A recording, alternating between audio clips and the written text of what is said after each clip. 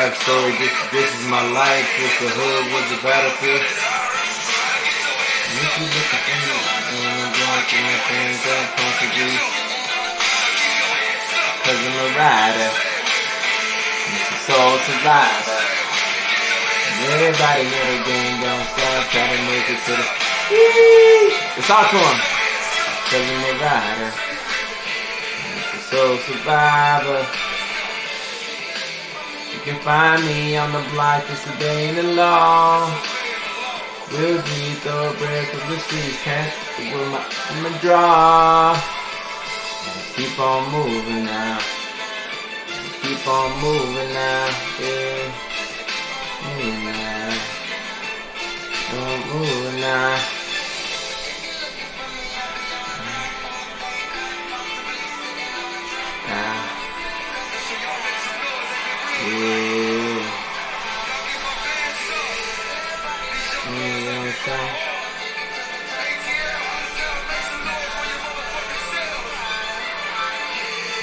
Soul survivor.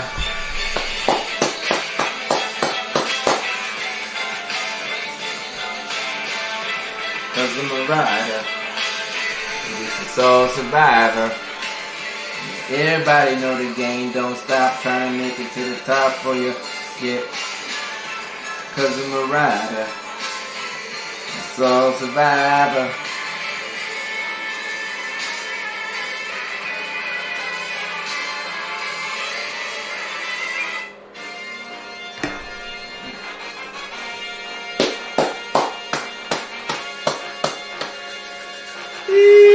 Let's talk to him. I'm a TRAPSTR. Got the streets on lock, big shoes on the car. What's up, community? What's up, community? It's time to stream. Very special live stream tonight. Leilani, been all over the place. Leilani's checking in on YouTube.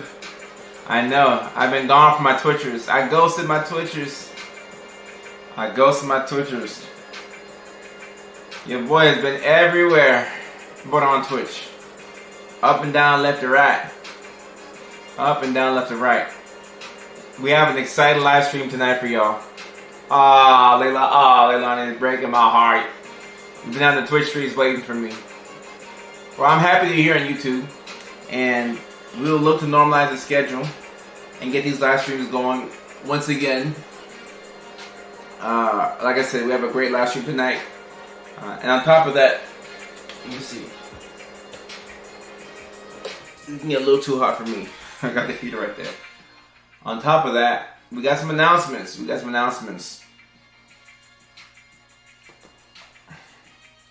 AuDHD fam. Laura, what's going on? Laura on TikTok, what's going on? Alright, as we get started, I want to make sure that the live stream quality is pretty good. So I'm watching on YouTube and I'm watching on TikTok. I'm using my phone to watch on TikTok and I can see YouTube right here. Streams autocorrect. I feel like I look good on YouTube. There are no issues on YouTube. On TikTok, it's been going in and out though. So my TikTokers, let me know if y'all can see me. Let me know what the quality's looking like. I'm having to pull the internet from my phone with my setup here. It's weird. I've spent like an hour trying to get the internet on for this live stream. So logistical problems is not fun. But make sure that y'all can see me good before we get going. We're gonna go on YouTube. I look good, I sound good on YouTube. We're gonna go. My TikTokers, how are we looking? How are we looking? I'm watching on TikTok and it says connection has low bit rate. Please hold on. My TikTokers, are y'all seeing that? Yes or no?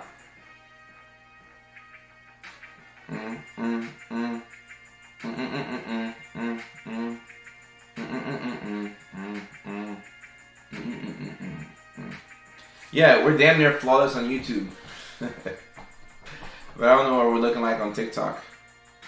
So Lil K on TikTok says yes. So Lil K, are we gonna go on TikTok? Can you give me the affirmative? Can we get the heads up to move forward? You were buffering a little bit, but now, oh,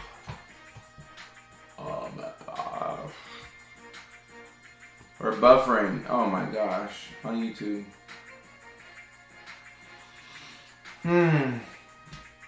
kbps 2000. I should be at 7,000. Locate so that they can see me.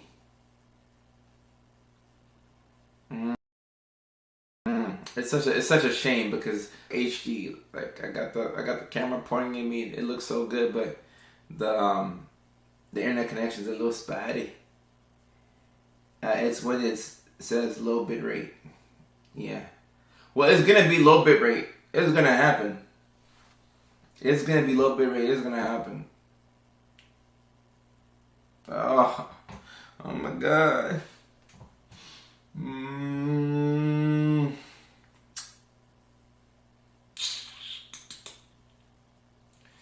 The plan is to have this live stream and talk about 3 mistakes that people with ADHD and autism make, and then to make some special announcements about a couple of things that will be rolling out in October that I'm excited to talk to you all about. But I want to make sure y'all can hear and see me.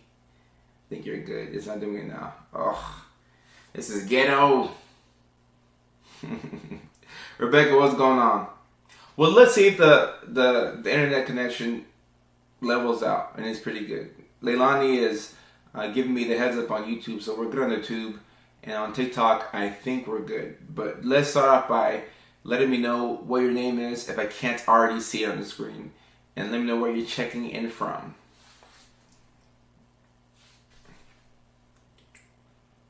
Okay. And let me hear myself.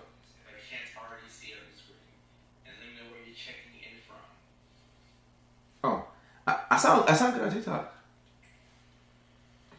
And let me hear myself. I sound good on TikTok. I think we're gonna go. Alright. Let's roll. Let's go on with the show. Precious is checking in from Philly. Sherry's checking in from New Jersey. Leilani, I know, is checking in from New York City on YouTube. On the tube. Let me see where everybody else is checking in from. It is a Friday night. And Jasmine on TikTok says, choppy a little choppy. Okay. Appreciate you. I appreciate that. Barb MD is checking in from Nova Scotia, Canada. Okay, we got Canada in the house. All right. Matt says, AuDHD diagnosed here. Now my whole life makes sense. I've been trying to tell folks that sometimes just a diagnosis makes you feel better. It's not a cure-all, but when you have awareness of what is going on with you or how certain symptoms present in your life, you do feel better right from that moment. In my opinion, you might need some more help and a couple of more adjustments, but that's a really good starting point. Shelby says, I haven't been on in a while either. I was live on YouTube and TikTok 2 days ago. So we had an amazing 2.5 hour live stream 2 days ago on TikTok and YouTube. Matt says, British Columbia, Canada, both coasts. I'm a big fan of British Columbia. And it's ironic because I canceled my headlining comedy tour for the rest of the year. I put those dates on hold. I'm going to look to do them next year. But I did a little pop-up surprise show in Vancouver about a month and a half ago. And it went well. And I'm looking to return to Vancouver in December for a show to promote autism awareness. So I got a lot of love for my British Columbians and my Vancouver boys and girls. So a lot of love for y'all. I appreciate y'all. Y'all are hella dope. And whenever they say that Vancouver is like the LA of Canada, that's facts. I could feel the Los Angeles spirit in Vancouver, but I think y'all were a bit more down to earth. So I was really rocking with that. Jenny, that's her name. That's what her name is on TikTok. Salisbury, Maryland. Diagnosed ADHD at 46. Made so much of my life make sense. I've been telling y'all, the oldest person I diagnosed with ADHD was 67. She looked like she was in her 40s. You know, God is good. But people are getting these diagnoses 67, 58, 42, 35, 28, 32, 41, 53. That's crazy. That's crazy. And Najee in code says, I'm struggling with creating systems. Najee, talk to me. Talk to me. Talk to me. Talk to me. Yeah, that's one of the biggest issues. Grace, what's going on? Okay. So far, it looks like the connection has been pretty stable. I'm looking at my device. It says our transmission is 7,000 kbps, which means nothing to y'all, but that's a good number.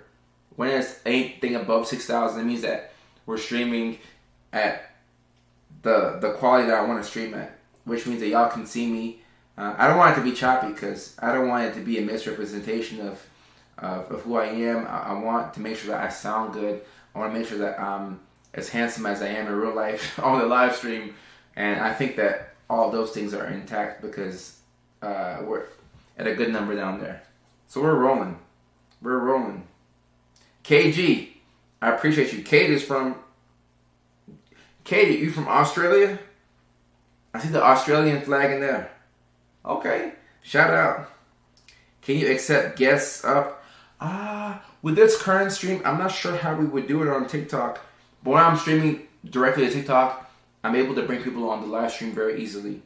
So that'll be something that I do for the TikTok specific live streams.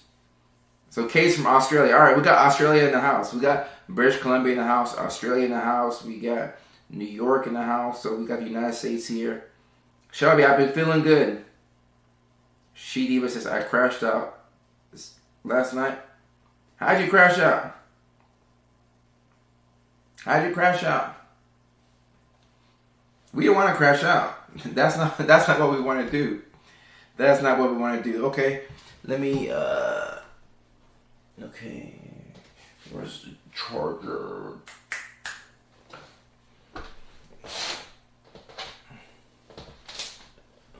One of my cell phones is finna die.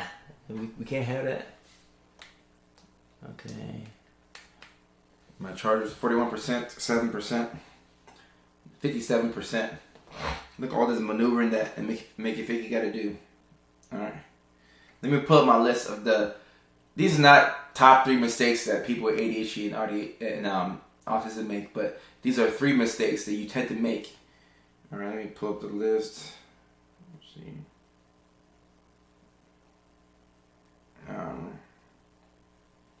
Alright. These are not in any particular order. Like the live stream on Wednesday, we were talking about the causes of autism. So, number 1 was genetics, or contributing factors to autism.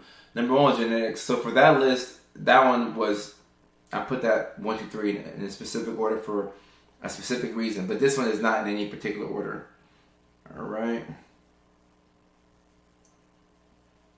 All right. Yeah. I don't have the order of these.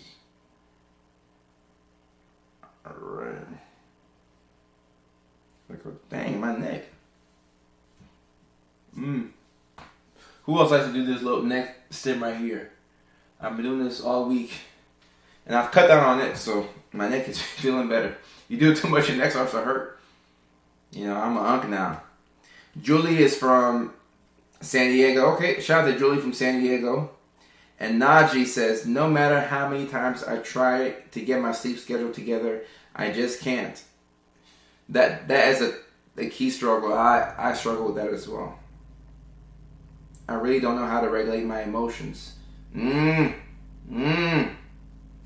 you're definitely part of the neurodivergent community. Consistency is important with ADHD, but I can't get it right.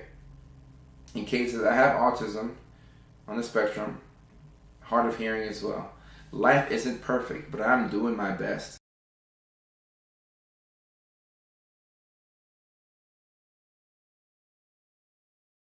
Actually is, but we can't do anything about that if we're giving our best. So our best is good enough for the moment, and then for future moments we just get better. The signal cut out for a little bit. I think I'm back now. Are we back? Are you back? Leyline says, I struggle with emotion regulation. That's one of our biggest problems. The fact that we can't regulate our emotions.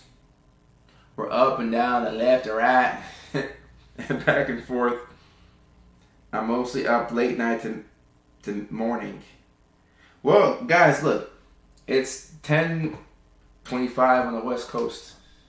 And that means that it's 1:25 a.m. So people like Leilani who are watching in New York City are watching this at 1:25 a.m. Luckily, it's a weekend, so maybe we can, she gets a pass because it's weekend. Hopefully, you'll have to wake up in the morning.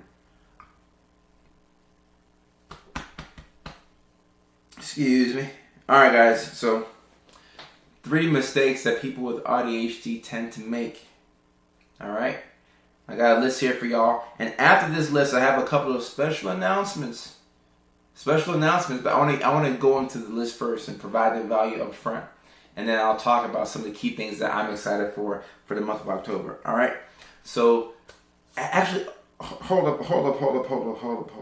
up. Before we get into this, we need to bring on our boys and girls from Facebook. I almost forgot. Amy, who's a night shift nurse in Phoenix. Amy Franks, how are you? And welcome to the live stream. Welcome. All right, guys, I forgot about our boys and girls on Facebook. Facebook, I forgot about you, but... All right, let's get our Facebookers on, all right? We're not going to forget our boys and girls on Facebook. First, I'm going to stack my flow, and then what? Close shop, then I do my count. The rest of the yams in my auntie house, and then what? I've been stemming that Young Jeezy all week, so that's been my musical hyperfixation. I got $1,000,000 dreams and federal nightmares. All right. Okay. I think we're all right. So 3. All right. How should I title this for Facebook? 3 mistakes that AuDHDers make. All right. There we go. That's a nice, clean, and concise title. Straight to the point. Not all over the place. All right. Okay. The screen key. Let's put that in here. Actually, let's just enable Facebook. There we go. I got about 19 tabs open, so it's hard to figure out which is the right tab. So my ADHD is showing. It's all good though. I ain't gonna hide it. I'll show my ADHD. Maybe the key is different. Okay, the key is different. Okay. Stream keys and this streaming is no joke. If you've ever streamed before in your life, you'll have a respect for streamers and all the behind the scenes. Amy says, 19 tabs open in your browser or in your brain. I got 19 tabs open on the browser. I got about 35 tabs open in my brain. So a total of 50 tabs in general. Rachel, what's going on, Rachel? Chris J, what's going on? All right, let's bring in our Facebook boys and girls. And then we'll go and get into it.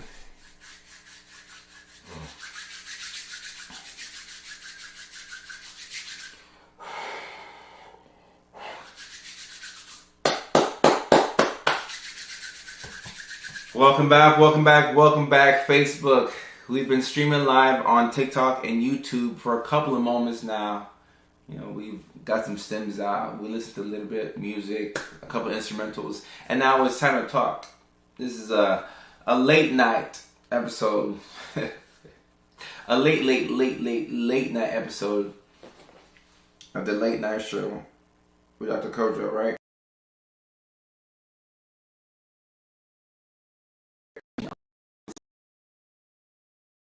Have key announcements. I forgot to put that in the title. Am I able to adjust the title of this live stream while I'm on? I'm sure you can do that some way, somehow. Because I'm not the only person who's gone live and then I was like, hold up, I gotta change the title.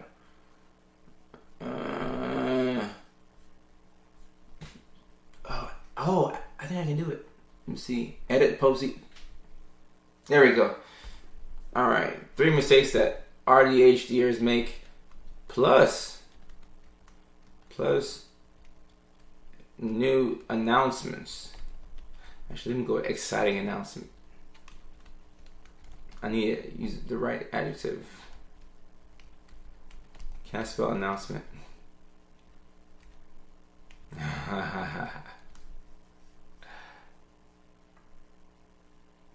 Save. There we go. Alright, I spelled announcements correct.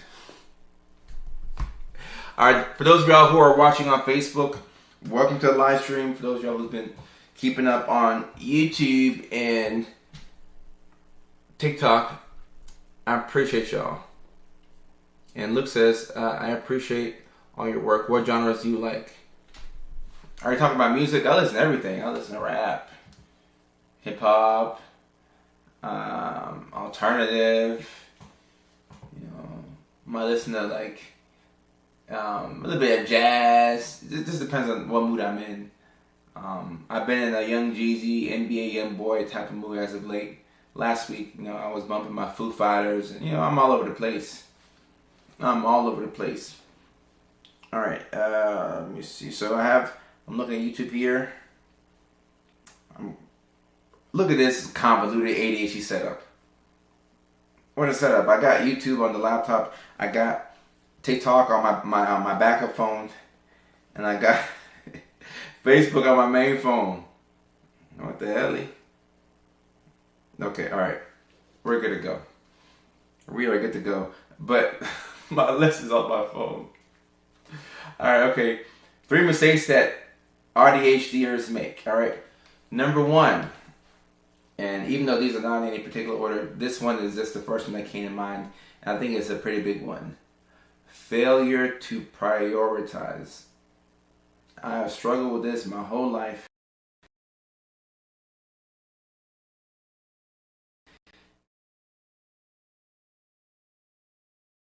For my neurodivergent brain. So we have a lot of things on our to-do list. And when you write down the 7 things that you have to do on any particular given day, it just looks like it's 7 things you have to do.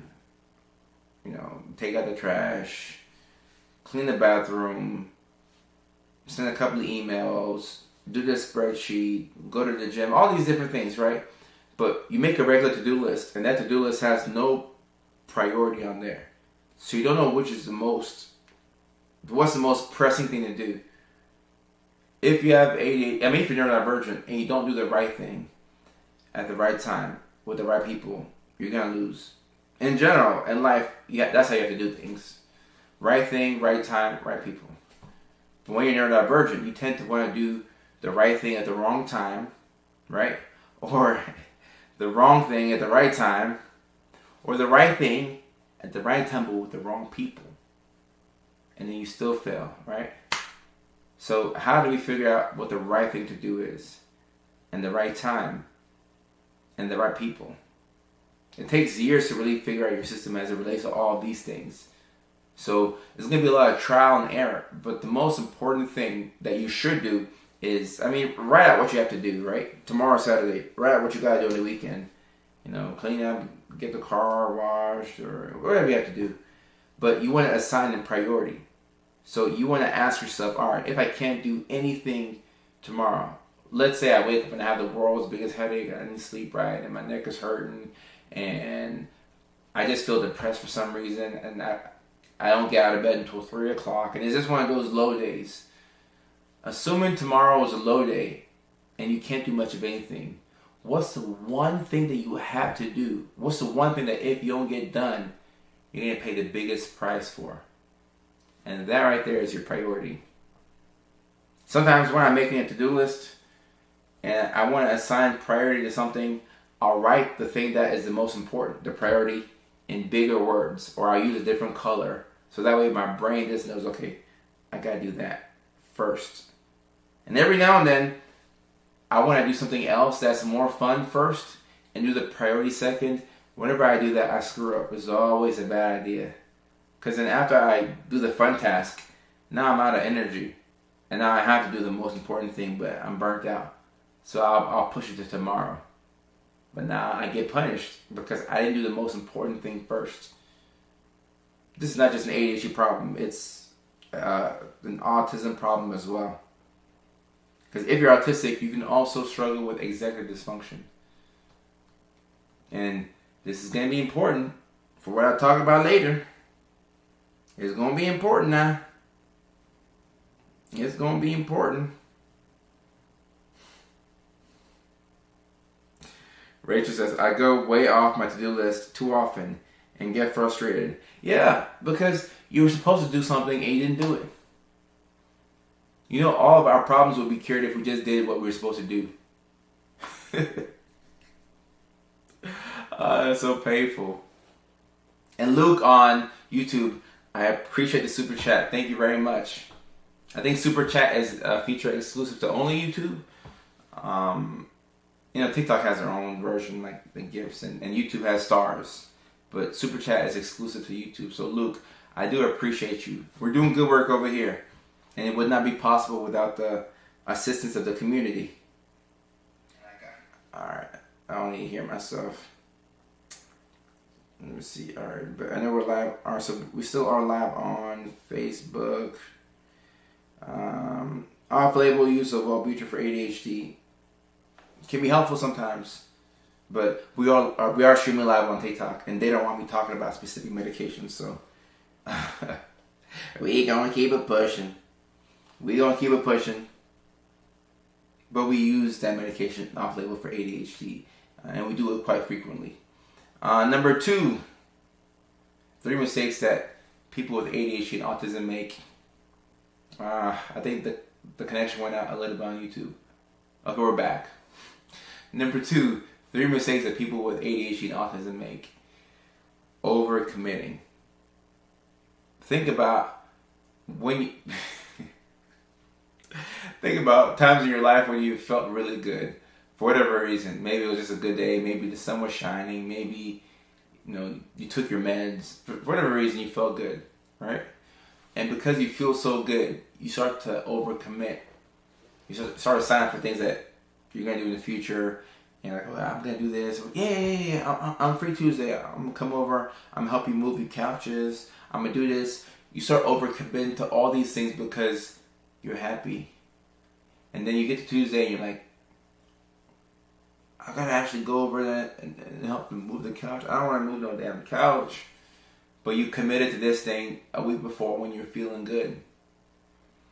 So because we struggle to regulate our emotions, we tend to go off of how we're feeling. And normally the way that we get better at this is you screw up enough and you're like, all right, I've learned the hard way. When I feel good, I'm just going to shut my mouth.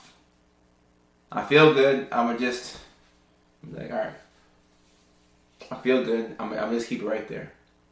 Like, I feel good, and I want to sign up for a couple of activities, but I don't know how I'm going to feel in 5 minutes. So let me just chill.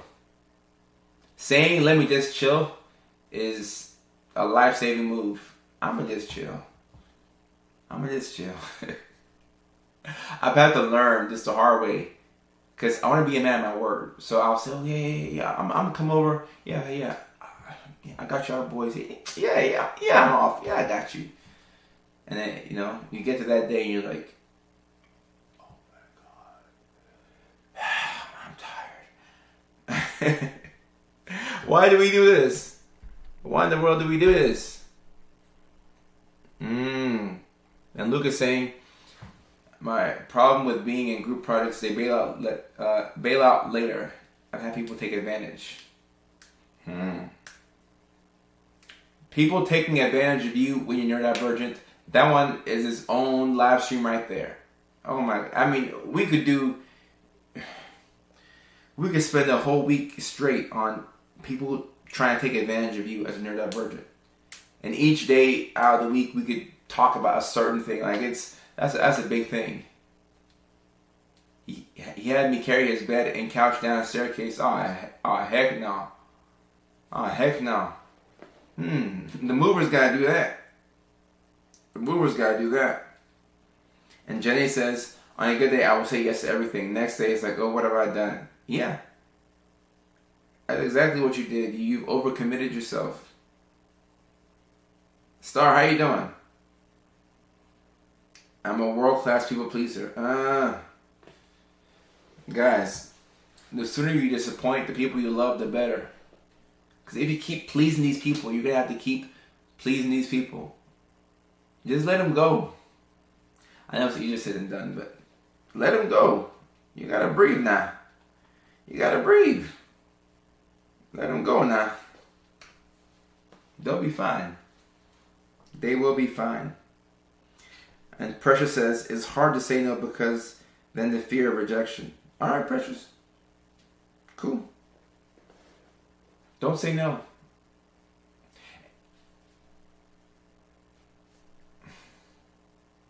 You don't say no. You keep saying yes long enough, you're going to get to the point of burnout, and then you spaz. Oh, how do you say that word? You freak out on everybody. You know, you have all this resentment built up. You're like, ah. You know, you reach your breaking point. And sometimes it's good to reach your breaking point. So when that happens to me, I'm like, okay, good. I just sit there, you know, in the midst of all my frustration. I'm like, all right, cool. And Luke, sorry for your loss. Just read your comment. People will try to take advantage of you. It's a cold world.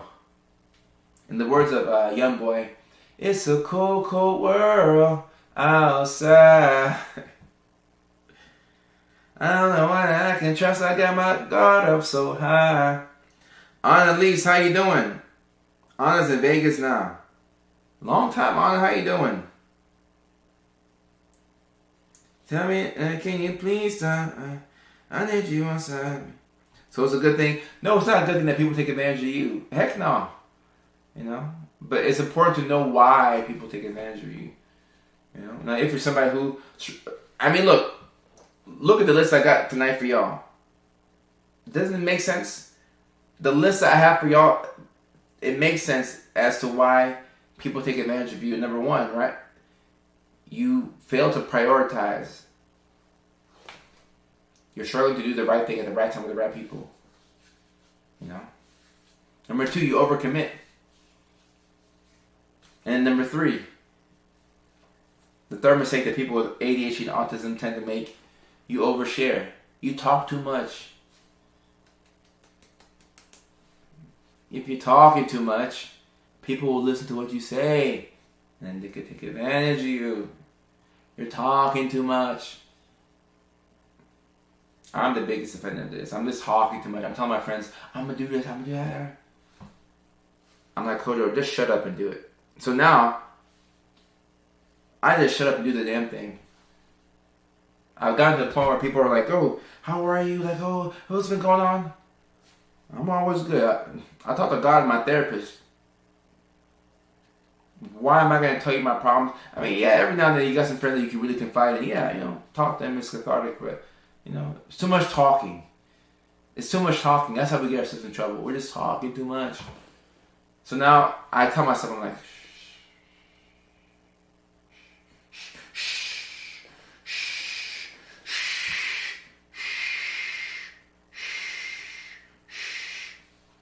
oh, no, I'm doing good. I missed you on the live stream. How you been? Are you working as a RN in Vegas? I mean, life is going by so fast. Are you married? You got kids now? And DJ says, I'm going to have to rebrand, new name. Yeah, if you be talking too much, guys, they're going to get you.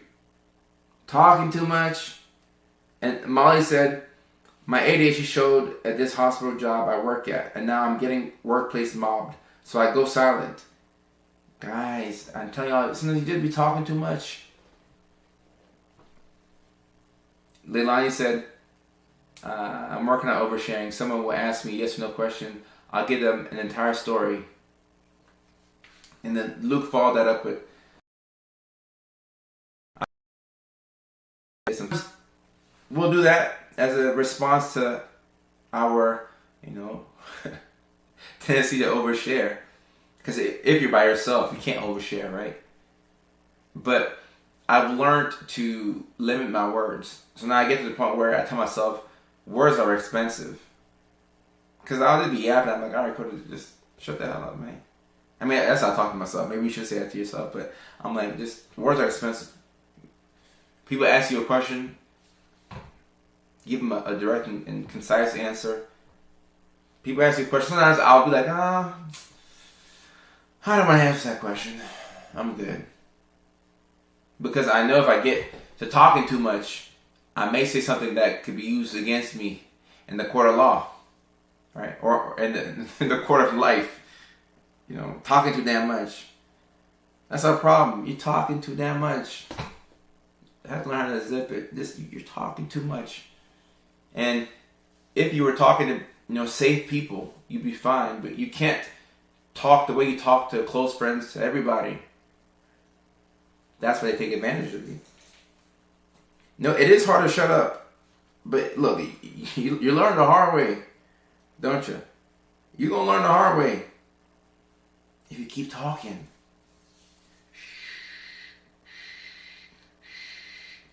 You know how when kids are being loud at the store and parents are like,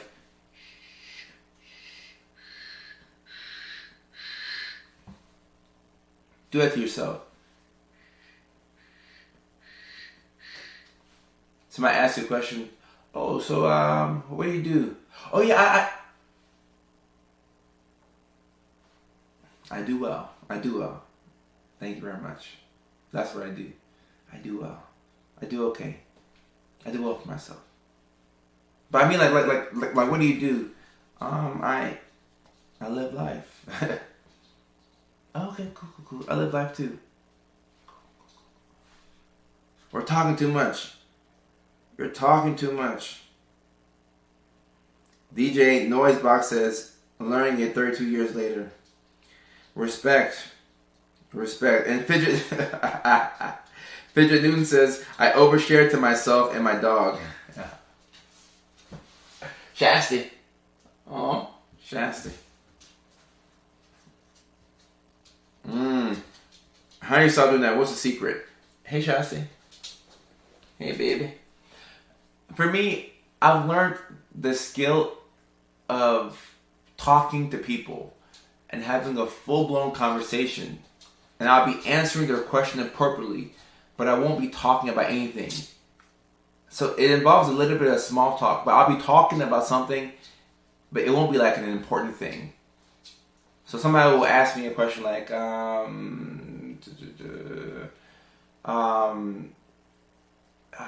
what have you been up to? Right? Great question. What have you been up to? Oh, do my thing, I got patients, I know. I got my employees, I'm making my videos, I'm going live, traveling. I took a break from the comedy, but got the show in December in Vancouver. These are all things that I've said online, all right? These are all things that people know, but I'm just repeating the same things over and over. Yeah, we canceled the comedy days for the rest of the year, so we'll look to make up Houston, Dallas, and Atlanta next year. And I'm just working to pace myself. I'm working to not overcommit. I'm just pacing myself. But I'm not gonna tell people what I've actually been up to. I'm not gonna reveal my new jokes, or if there's a secret show that we're doing. There isn't a secret show. Just the regular show we have in Los Angeles, Hollywood in 2 weeks. Yeah, I think 2 or 3 weeks. There's no secret show. There's no big thing. But if there was a big thing, just keep it on the hush. So you just repeat the same thing over and over and over. The thing that people already know about you. Like if you have something new that you're working on, don't say nothing till you're about to drop it. So my announcement later on in this live stream, that thing is done and we're ready to roll it out. But what the thing is in the infants, the infancy stages of it, you're starting it up.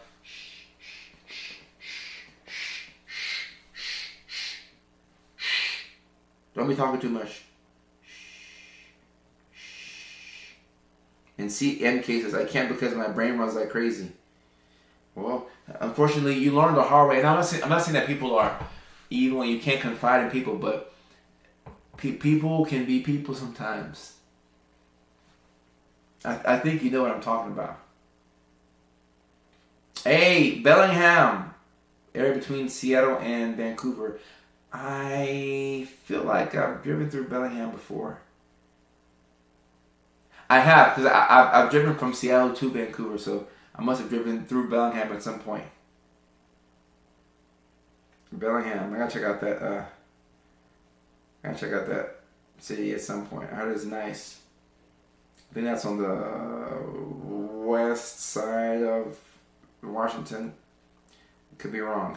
And Ashley says, people talk to me too much. So Ashley on Facebook, if people talk to you a lot, that's cool. But there's an art to, conversing with people and saying the same thing over and over. And sometimes people will pry and they'll look to take the information out of you. Like, they'll say, oh, well, I already know that you cancel your shows. And, like, I already know that you have one show on October 11th in Hollywood. And, like, I know that. But, like, what are you working on? Like, what's new in your life? So, well, I got a new leash for my dog. I got a nice purple leash for my dog, so that's pretty cool. I tried a new dog food for my dog. It's called Origin. I think my dog likes it. I got a new chewy toy for my, insignificant details. I'm never gonna, tell a person, man, like my girlfriend and I got into a big fight, and oh heck no, I'm not gonna give you information about me that you can use against me. Cause not that I'm paranoid, but not stupid. Like my dog got a new purple leash. It's really cool. And like and that way you can be, a personable, you can be a friendly person that people enjoy talking to, but you're not giving like big details.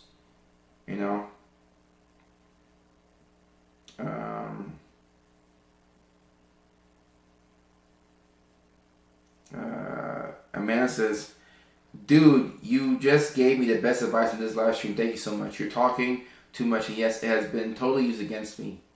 I love your quote that words are expensive. I'm going to make this a game where I'm talking to people who aren't necessarily safe to keep my answers under 10 words. Amanda, I like that. Amanda on Facebook, I like that. And this is mainly for new people. Like, if these are your friends, your day ones, like if I'm talking to Big Mike and David and Kevin and like my boys from Atlanta that I grew up with, okay, yeah, like I'm talking to them and I feel comfortable and I feel safe. But when I'm talking to new people, shh. Words are expensive. It's gonna cost you. Shh. I got a voice in my head going,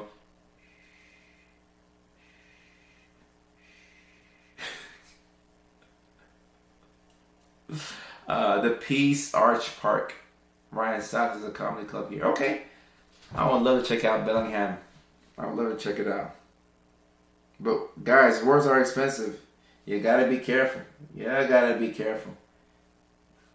What would you define as a friendship? Well, first and foremost, Bobby, how are you? A friendship is a relationship where you feel safe, you can confide in somebody, but they also confide in you. You don't feel like you're oversharing more and then, they're not giving you, like there's no reciprocity. You're going to need reciprocity in your friendship. Otherwise, it'll feel like a therapist-patient relationship. You'll feel like they have the upper hand on you. Like, you should know things about them the same way they know things about you. And if the friendship is young, like a new friendship, you might not, it may not be that deep. Sometimes with neurodivergent friendships, you trauma dump in the beginning, and like you just say a lot, but they're saying a lot too. But you just want to make sure that you're not outpacing the other person. Just like safety precautions. Type shit. So yeah, those are three mistakes that people with ADHD and autism tend to make. And those mistakes are, like I said, that's the big reason why people can manipulate you. People can play you. And I saw an amazing video on TikTok that I want to talk about briefly here. But in this video, the guy was talking about how if you have ADHD, autism, or some type of neurodivergence, and you're conventionally attractive, you could be a target. And I related to that video so hard because, you know, when people think of somebody that's neurodivergent, sometimes they think that neurodivergence means you're slow. Okay? And people equate slow with just like not somebody who's like attractive and vibrant, and you know, it's kind of like a low vibrational type of thing. You know, and if you're neurodivergent and you're conventionally attractive, and you're able to manage in social situations, it is costing you a lot of energy, and it is taking a lot out of you. But you know how to navigate around burnout, and for the most part, you mask your way through things fairly well. You can be a target. People expect you to act a certain type of way, and when they realize that you have a genuine heart and pure intentions, it's like they're like you really are a good person. You're like, what the hell? I'm just being me. That deserves its own live stream right there. It really does.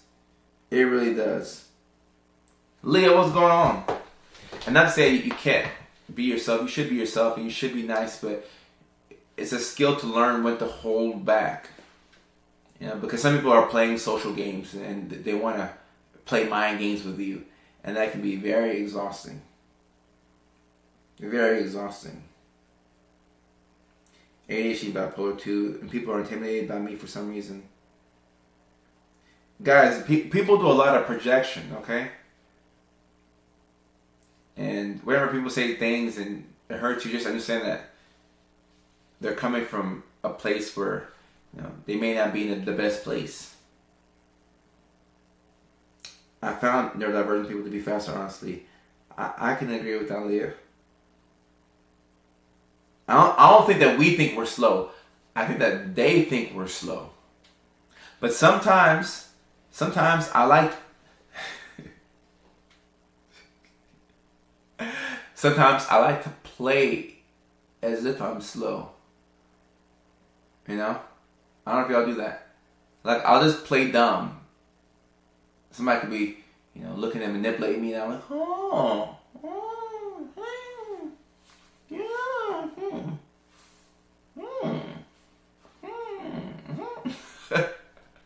like, I'll play dumb.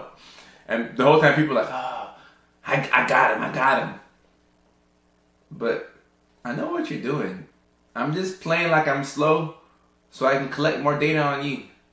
I know you're trying to manipulate me. So I'm just playing along.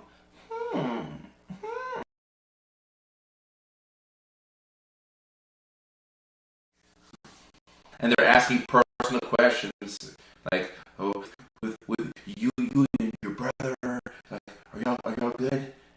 Is everything okay with you and your cousin? Like, how are things with you and your girl?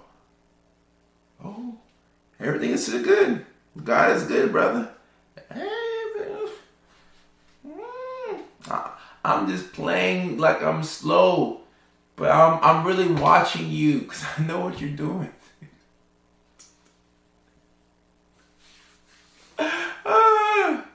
Sometimes you gotta play the game back. I've been looking confused as hell, but oh yeah, I forgot I got a girlfriend. Yeah, I know what you're doing. I'm just playing along. I want to play. I know you're trying to play me. And you can go further when you play along. And people feel like they have you in their back pocket. They feel like they know you. I know him. You don't know a damn thing about me. I'm just playing along. And Sego, you're right. It's hard not to look at people with disgust when you see it firsthand. Because you're like, damn, you would do this to people? Like, you would try to... Like you feel bad. It's like, all right, like, we're all out here doing the best that we can. And you're looking to manipulate people. Like, you're looking for something that I say to use against me. To go tell somebody else. To go gossip about me. Because that's how you get your enjoyment. How bad of a place must you be in? I do find it disgusting, but, you know.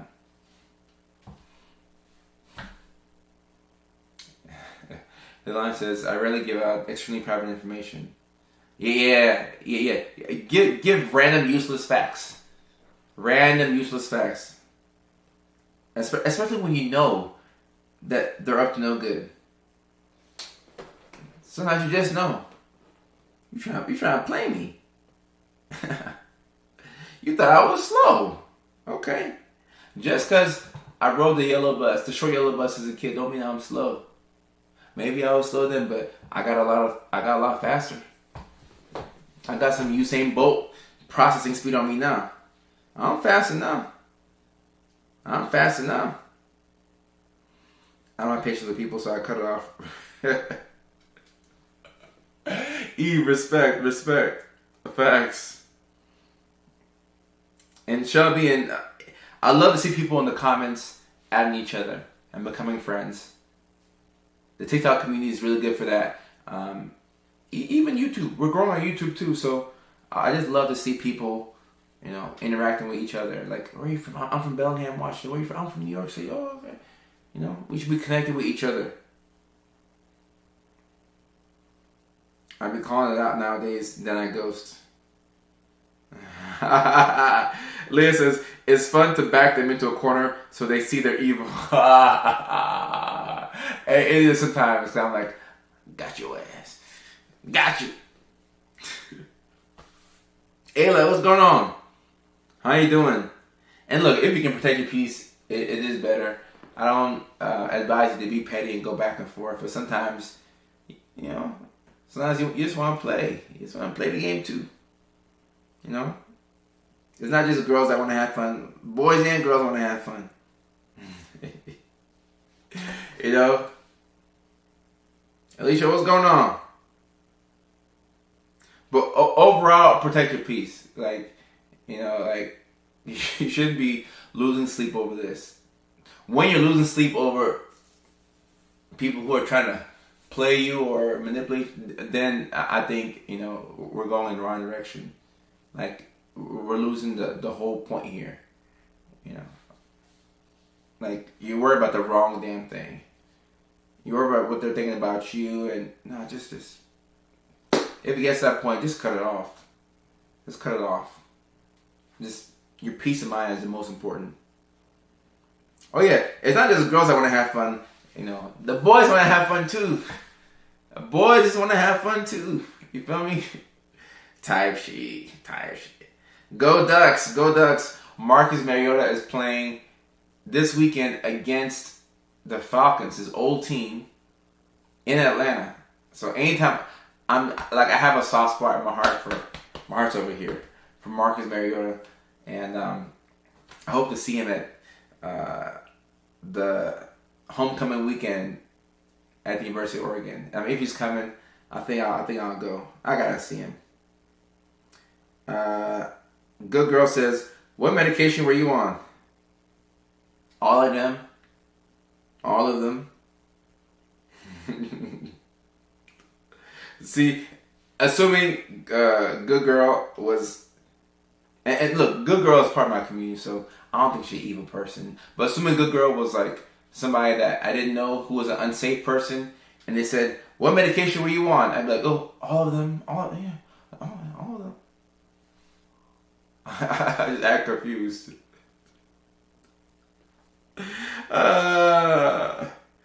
Check the bye weeks. Wait, so does he come to Oregon every bye week? Okay, look, don't make me come to Eugene, Oregon, and then he's not there. And that's gonna be weird. Like, I travel to Oregon for another man, He's like, yo, you're stalking me. I'm like, yo, I'm a big fan. Please, just sign my football. Yeah. Like, yeah, I've been to all the meds. What you mean? I've been to all of them. All the medicines.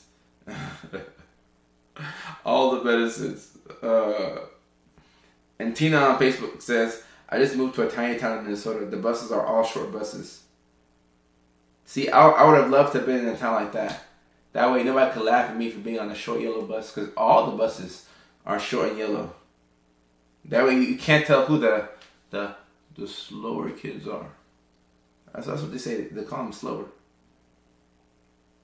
Of course you, Ayla. Of course you. That's probably a better thing to say than to say that I'm going to UJ, Oregon to see another man. He's gonna put a restraining order on me. Like, yo, this weird guy is coming to see me. I'm like, Marcus, I got all your memorabilia. And I don't see Marcus talk about his Titans days a lot, so he addressed it on one podcast, but I think the way his tenure in Tennessee ended left a bitter taste in his mouth. But I hope that at the end of his career, he could look back on his Titans days fondly, because that was a big part of this last era of Titans football. Before we became so bad, and now we're ass. But give it a couple of years, we'll be back. Leah, I'm happy to see that you're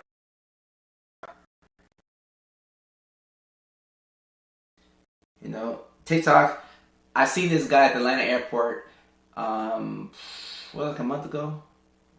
I've been at the Atlanta airport a lot recently, but I seen this guy at the Atlanta airport. He said, "Hey man, I love the content. I haven't been seeing you on TikTok a lot lately. I used to see you on my FYP a lot, like 4 years ago."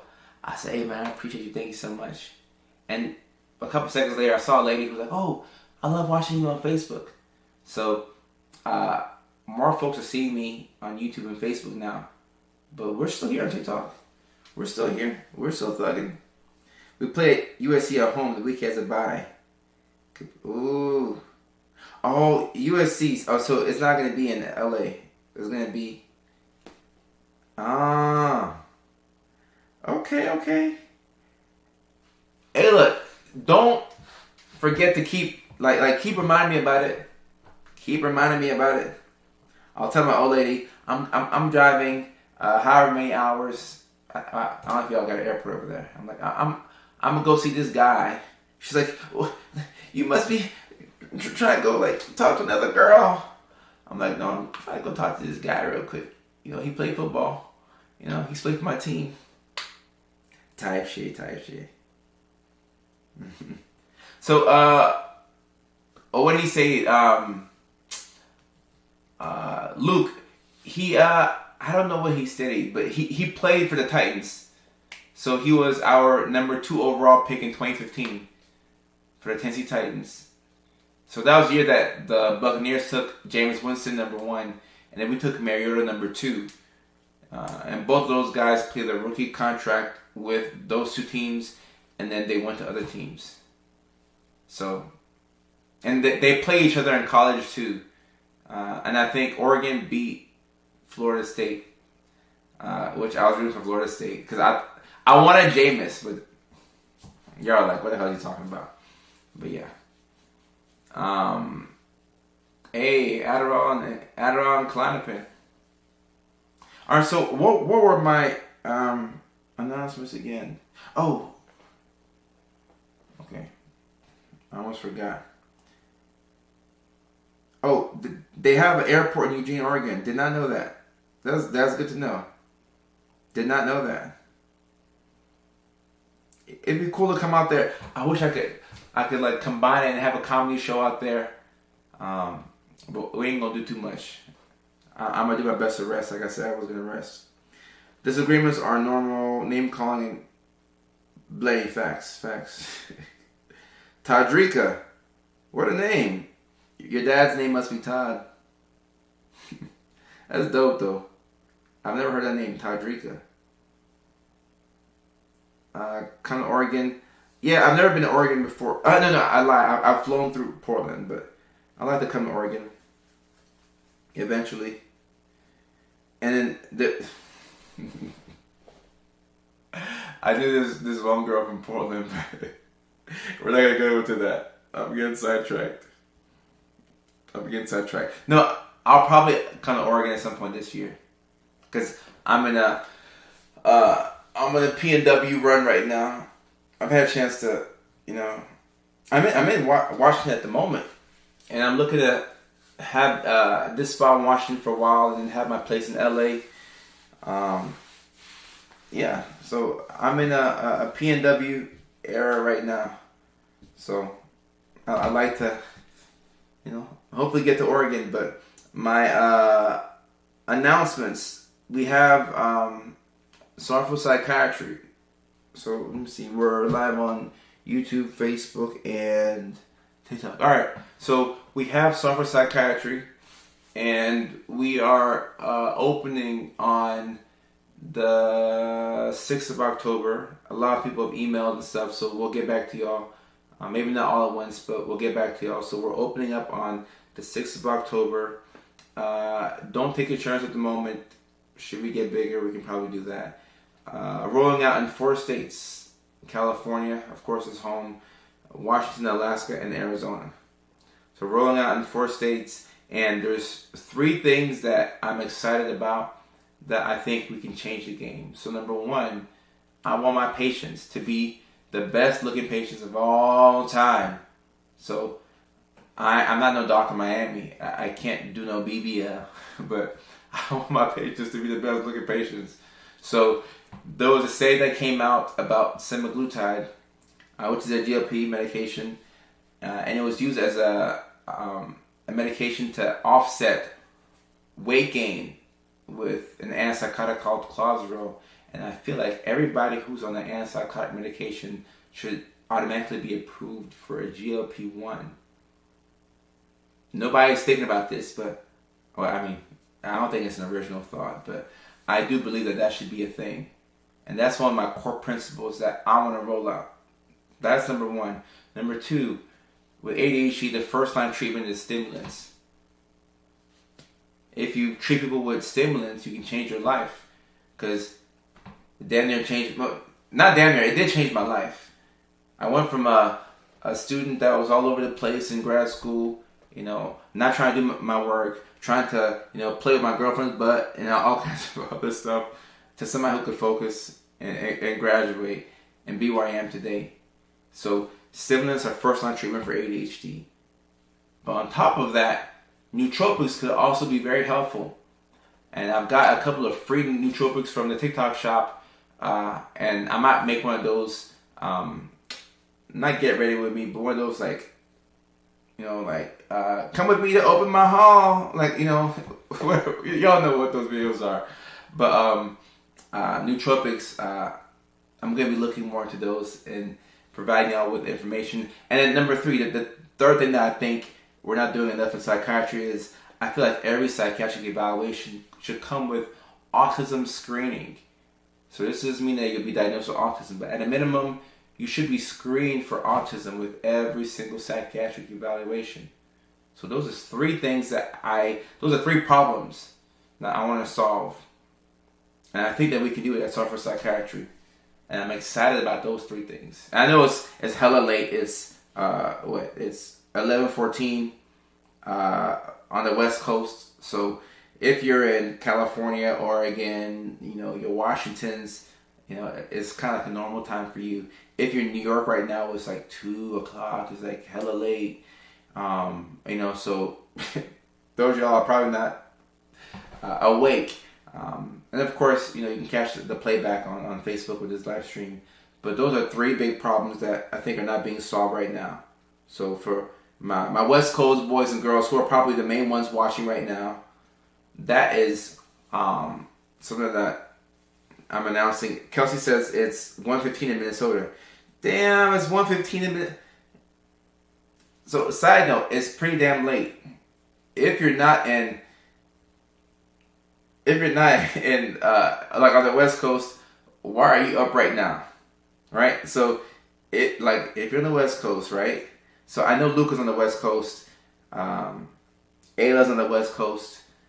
I don't know who else is on the West Coast, but if you're on the West Coast, 11:15 is like, you know, if you are neurodivergent, 11:15 is like a normal time to be up. But 2:15 a.m. Minnesota 1:15.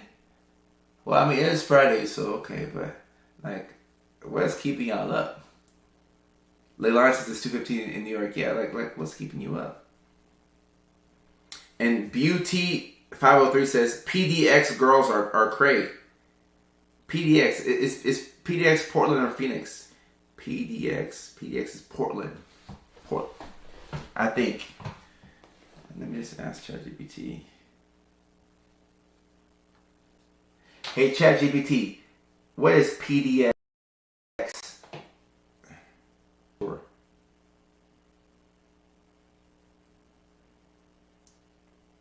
Portland. Okay, all right. I thought as much. I just wanted to be sure. So Portland girls are crazy? Is that what you're telling me? All I can say is I used to talk to a Portland shawty back in the day. She was something else now. We'll leave that alone. How about Wegovy? Yeah, look, I'm talking about Wegovy, Ozempic, those medications. Yes, I think that they should be. I think insurances should auto approve them if you're taking an antipsychotic or even something like Depakote. You know, any medication that improves your mental health but makes you gain weight, I feel like it should automatically come with a GLP medication. You know, like that'd be a big game changer. I'm telling you. I'm going to bed, but ADHD I cannot get. Kelsey, I understand. Kelsey, I felt that from the bottom of my heart. It's so hard. It's so hard to sleep. I felt that. Precious says sleep is a struggle. Philly, 2:15. It's hard. Yeah, Grace, I think it's revolutionary. And Beauty 503, I wouldn't say I dated this girl, but I only talked to one girl from Portland. I think it's crazy how, like, we'll say, oh, I didn't date them, but I talked to them. Like, what do you mean talk to them? Like, talked on the phone? Like, we have all these crazy terms, like, oh yeah, we used to talk, or, like, what does that mean? We used to talk. I don't know, you know, it's crazy. Tina says, I was going to bed, but I saw you were live, so I'm awake. Tina, stay up with me. Stay up with me.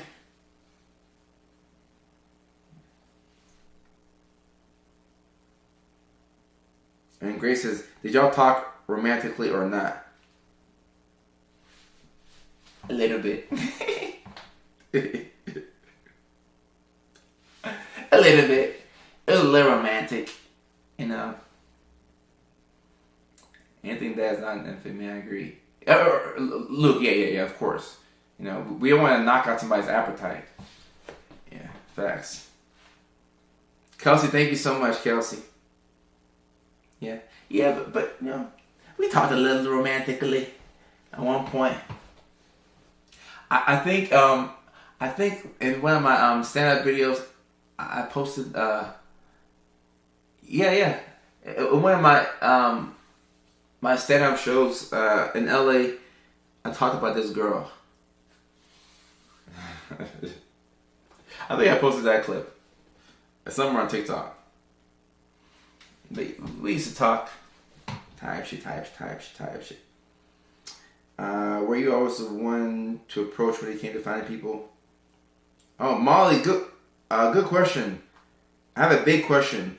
Were you always the one to approach when it came to finding people? Like romantically? Is that what you mean?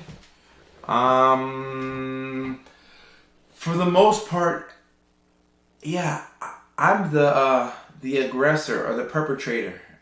I'm not using the right term, but y'all know what I'm talking about. But if I'm talking to somebody romantically, I'm normally the one who makes, the first move. There have been situations where maybe the girl made the first move, but for the most part, it's me. Like, I'm the one in the gym shooting my shot. Like, I'm shooting my shot. Maybe shooting threes sometimes, like layups, or sometimes I'll shoot like a deep shot and I'll connect. I'm like, yes. But normally it's Luke. Luke says I talk to them. Am I bumping uglies? But yeah. I normally am the one to initiate. But a lot of times, like, a girl will send like a choosing signal. So like, women don't want to be rejected, but they'll kind of like look at you from like the corner of the room or whatever, and they're like, they're sending like some choosing signals, like, hey, come and get me, So I think that's normally how it works. Like, I have a couple of indicators that my shot's gonna go in before I shoot it. So that's really helpful. Yeah, Grace, you're right. Those are terrible terms. Aggressor, perpetrator. I'm the initiator. I said aggressor, perpetrator. Oh yeah. I know what my intentions are, and you can still get rejected, or sometimes a girl's like, "Well, I have a boyfriend." I'm like, "Oh, sure, okay, all right, go on somewhere. You got a boyfriend? Go get lost." I just started Shakira, and I think this is it. Hopefully, I can go back to school. Congratulations, Bex. I love to see people get the right treatment. And like, when you get the right ADHD medications, I got a soft spot in my heart for that, because I was there at one point, and I really needed some help, and I got the right help. But we have rejection sensitivity. So, Molly, I have rejection sensitivity. Not really with women anymore. I don't care. But then again, I don't miss a lot nowadays. I still do miss, but I don't even shoot a lot of shots, honestly. I rarely shoot shots nowadays, but when I shoot them, it goes in. But I don't shoot shots nowadays. Like, I got a girl, but and I shot that shot and I connected, but I'm not looking to date. Like, I'm neurodivergent, so my head's all over the place. I'm looking to take care of my two businesses. I like to work. So I'm the type of person who will date somebody if I find somebody that's exceptional to me. But I'm not like looking to date or like looking to spend all my time, even with my girl. Because I like freedom.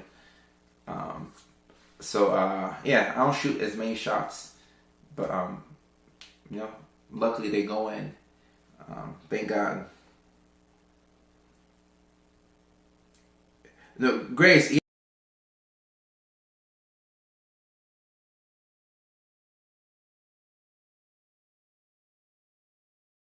Kind of look at you like this, and like, she'll get jumpy. Like, you'll see a girl, she'll stand on her tippy toes, or like she'll get like bouncy, or she'll become like very childlike. She'll like do this with her hair, or like she'll look at you like from the side like this.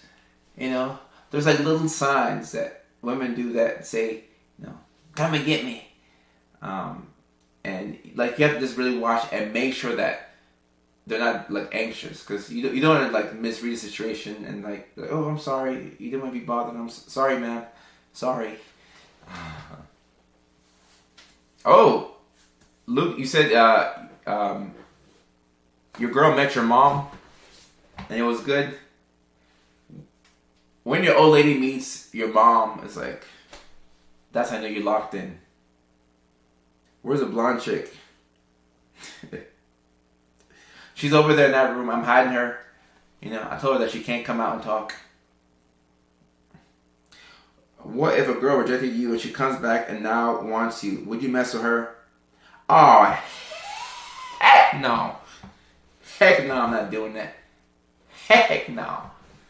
I actually have an experience like that. Makar Hussein.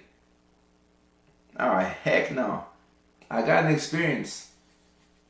I was talking to this one girl back when I was a sophomore at the University of West Alabama. Okay, she was in my nursing class, and a lot of people liked this girl. She smelled good. She was thick. She would wear them little pants. I was like, ooh, ooh. So I told my homeboy Thomas. I said, hey, I'm gonna talk to her. I'm gonna get her number. So I was talking to her, and I got her number, and I could tell that she wasn't feeling me. So she was like she gave me her number, but it was like out of like pity, like like the last piece of gum, like here, just take this. And she was like, oh yeah, I'll call you. And I was like, damn, just tell me that I'm a loser. Like, leave me alone. Like, this, you could just say no. A couple hours go by, no call. Then she called me at like 10 o'clock, like late at night. And I'm excited because she called me. And on the phone, this girl was like, oh, I'm just calling you because I said I would call you. I'm like, damn, just kill me right now. You're making me feel like the most unattractive dude in the world. And back then, I wasn't Dr. Kojo. Like, I didn't have Invisalign, so you see my teeth are straight now. I got a Hollywood smile, but back then, I had a third world smile. I had gaps in my teeth. I was like skinnier. I wasn't like lean and everything. I had no degree, so I had no money. So my confidence was like low. And this girl was like, yeah, I called you because I said I was going to call you.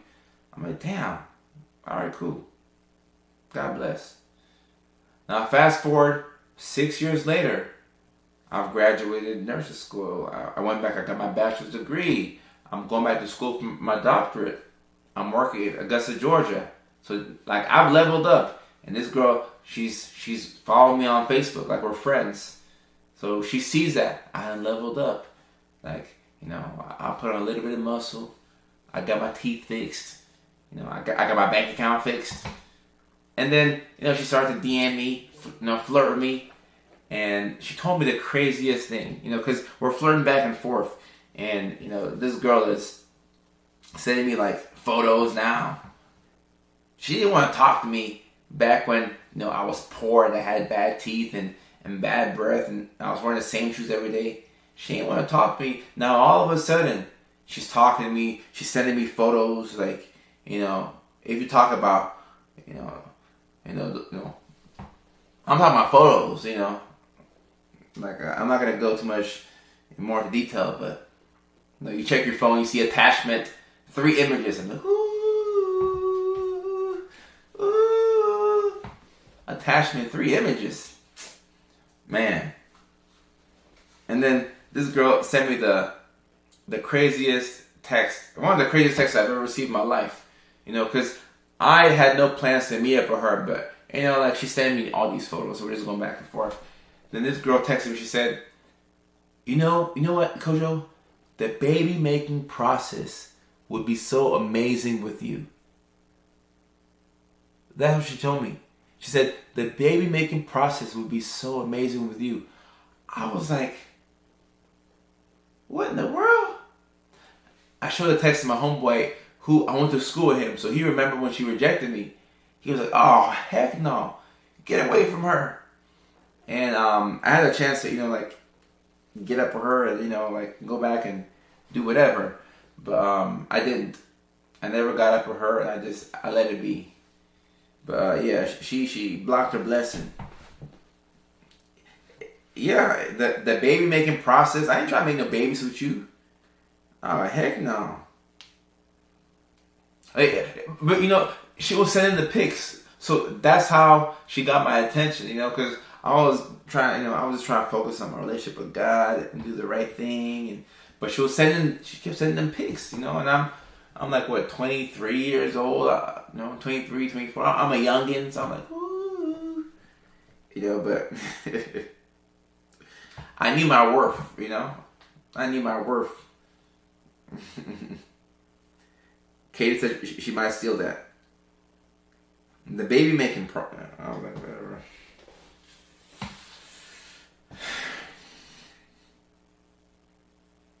Thank you, Mama T. Yeah, I'm just happy that, you know, I made the right decision there. Yeah, Invisalign changed my life. It really did. I mean, my teeth before and my teeth now, guys. That's how I know that God's real. Because if y'all saw my teeth back then, oh my goodness. Been sad a couple of times. Luke, it's a cold, cold world outside. Sego, my best advice on building systems is make things easy for you. So when I make content, I have this Sony camera, which is super high quality, so that's why everything looks clear for y'all right now. I have a more expensive Sony camera. This one that is pointing at me is $1,000. I got a $4,000 camera. I got another one that's like $800. And I have this need to be perfect.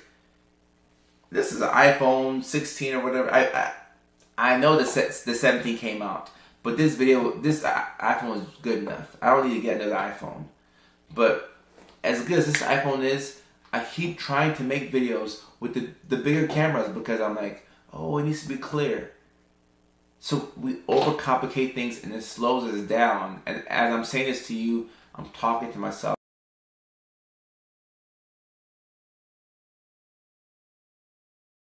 Simplify things. And you put things that you need in front of you, you will succeed. So you have to like work with your ego and make it okay for yourself to just do simple. That's the best way to get systems going. Don't try to be perfect. Appreciate you, Luke. Had a rough. Yeah, a couple of us had a rough. Well, am I there? I got an old lady. I got old. You know, I got 4 wives. Everybody in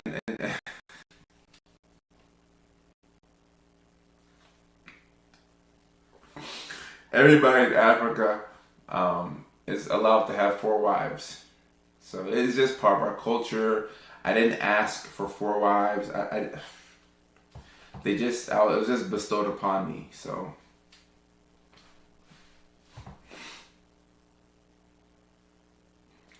the connection got rough a little bit, but I think we're back good. It did cut out for a second, so you're not tripping. It did cut out for a second, so you're not tripping. Just know that. Cut out for a little bit. 4 wives, that's awesome. Yeah, I know, 4 wives. 4 wives. It's not allowed in America though, so we gotta keep it like hush hush.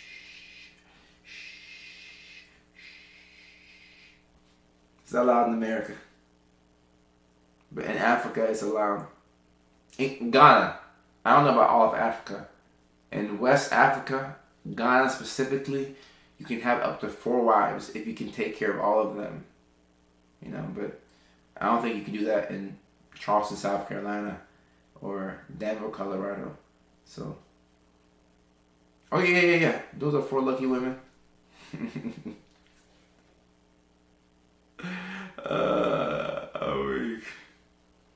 I'm doing alright.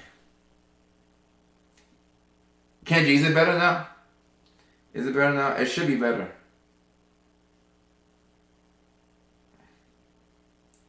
Katie Beatty.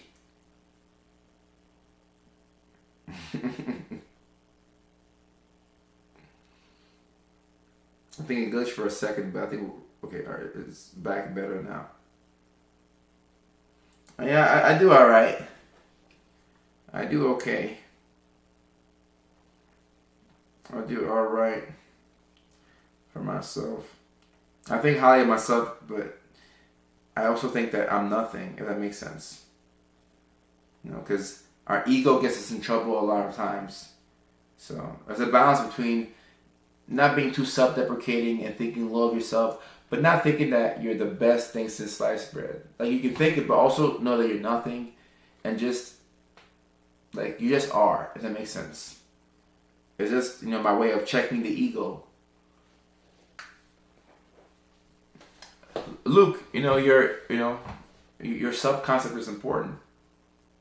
Your self-concept is important.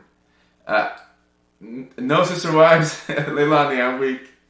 That's funny. I'm weak. No, sister wives. I'm trying to think about being I'm not really connected to my profession, like identity-wise.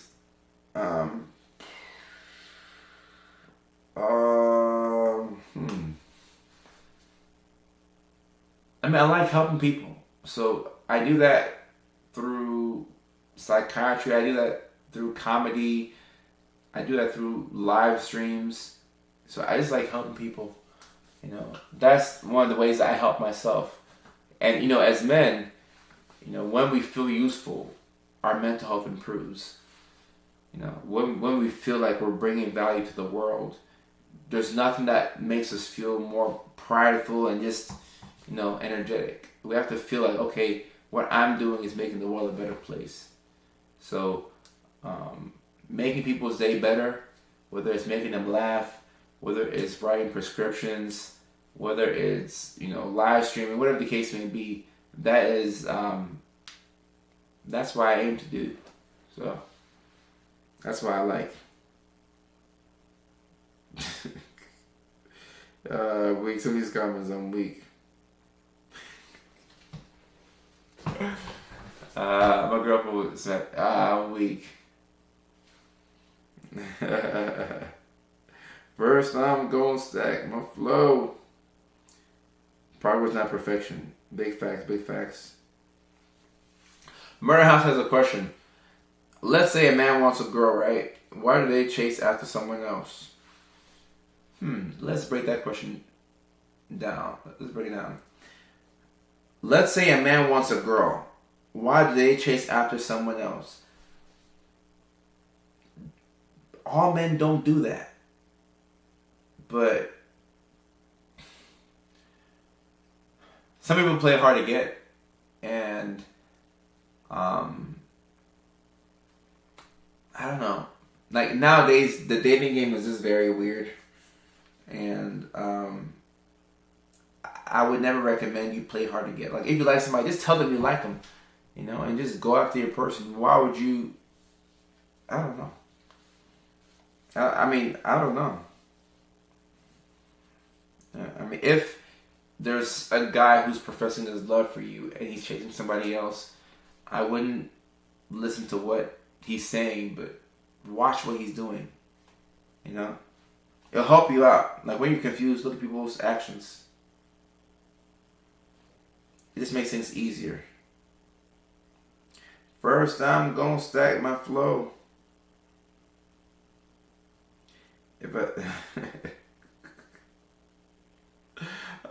Facebook, I'm laughing at your comments.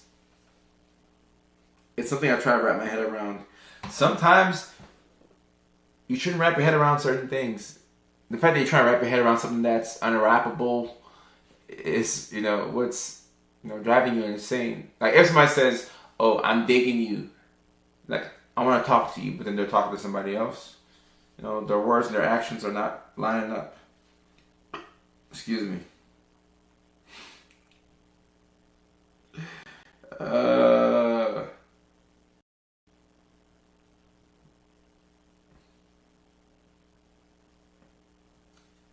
do you say this word right here? Alhamdulillah. Katie, did I say that correctly? If I screwed it up, just let me know. Alhamdulillah.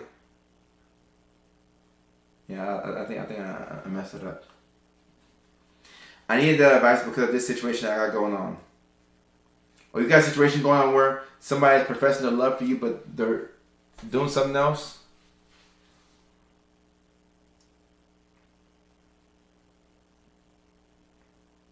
You might have to leave. You might have to.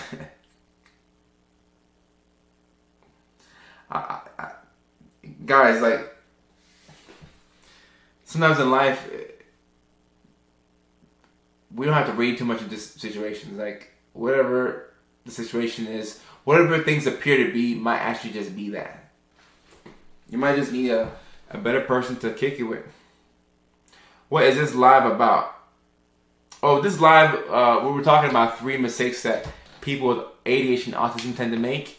And then I made an announcement about software psychiatry. And also, we have a neurodivergent community, which will be rolled out October 6th as well. So, and the link is in the bio, all that stuff. I'll be talking about that stuff much more, like when people are awake. Right now, I'm assuming that we have a lot of West Coast folks awake, with a couple of New York and Atlanta and Carolina people who are, they have insomnia or they're neurodivergent, so they're up right now. But we'll talk much more about that when it's like a regular time and people are awake. But yeah. And yeah, he's been chasing 2 different girls, to be honest. So, alright, so Murder House vibes. If this guy who says he likes you, has been chasing 2 different girls, I mean, he could like you, but he also might want those other 2 women. So you have to ask, ask yourself, are you okay with being in a situation where you're Polynesian? Or do you want him to yourself? But what you see is what you get. What you see is what you get.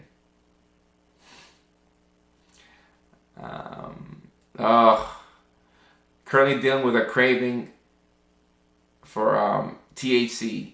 Quit a while ago, but I'm currently craving again. Help. Great question on YouTube. So, and they have ADHD as well. If you have ADHD, there's a good chance that you struggle with being bored. Alright? And this is why I always recommend for people who have ADHD to do multiple things. It's better to do more than to have nothing to do. Because when you're bored, you can become destructive and you can ruin your life. And the one thing about THC and cannabis, is when you're high, boring moments become fun. You can stay up all night laughing, talking to yourself, watching Family Guy off of a couple of edibles. You don't even need people, just you and your dog, right? So it makes the boring okay, and you lose so much time. And then when you wake up 8 months later, 10 months later, and you realize how much time has gone by, you're like, damn, like I'm losing time.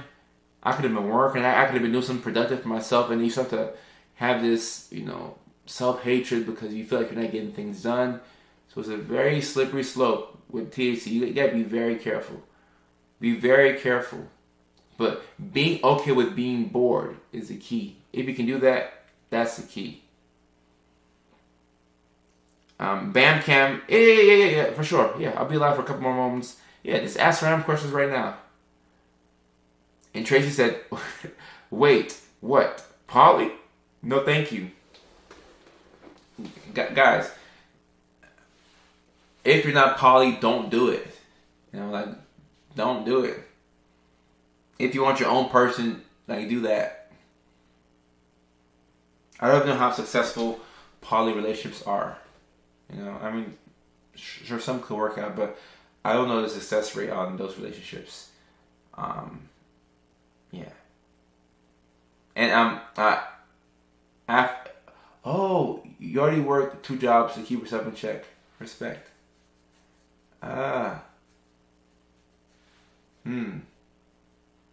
Yeah, just allowing yourself to sit in boredom without being destructive is a life skill, especially when you have ADHD. Because when you have ADHD, you will succeed as long as you don't mess up. You don't have to do anything extraordinary when you have ADHD. You have to just not mess up. I tell myself that all the time. And I still, every now and then, I may have some setbacks, but I've eliminated a lot of self-destructive behaviors. So I'm doing a lot better in that category. The only Polynesian I like is Polynesian sauce from Chick-fil-A. BamCam20 says, what's one... Ooh, great question right here. What's one piece of... Damn, this is a good question. What's one piece of What's one piece of relationship advice you'd give your younger self? Good question. I would say that don't look to validate yourself through sleeping with women. And don't put so much emphasis on how much you make as a person. And it's okay to be not okay. So, growing up, I found out really early that if you don't have any money, women don't give a damn about you. And this is not a blanket statement, but at least in my experience, that's how things were. So I learned that if I wanted attention from women, and that was one of my big priorities, growing up, that you gotta go make a lot of money and you have to, live a certain type of life. And I didn't even care whether the women really liked me back or anything like that. I just wanted to have the finest girl and be with a lot of girls, and all that stuff was like a big priority for me. And now that I'm older, I'm realizing that like you don't want to put your identity in that. It's a very slippery slope to be chasing women, and reducing my appetite for women in general has been one of the best things for my mind and for my life. I think a lot of my success comes from that. Just reducing my appetite for women. And like, if you go on Instagram and you go on the explore page, like they're throwing, but like society has become so hypersexualized. I don't know if y'all notice it, but it's out of control. Like, I don't like it. Like, I'm seeing too much ass and I'm not happy.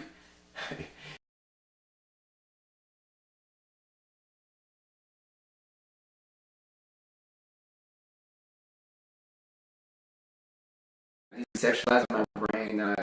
I reduce my appetite for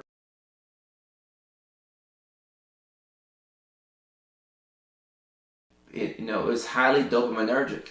I already have ADHD. I already, want too many new experiences. So, relationship advice I would give my younger self: don't look to validate yourself by trying to sleep with so many women. Like, you get no prize for hooking up with a lot of girls. And as a younger guy, you play these dumb games where you're like, oh, I got this girl, I got that girl. And who gives a damn? Are you a good person? Are you getting 8 hours of sleep a night? Are you drinking water and not being dehydrated? And some of these things are easier for me to see now that I'm in my relationship. So yeah, I'm not judging myself for, the experiences that I had as a younger jit.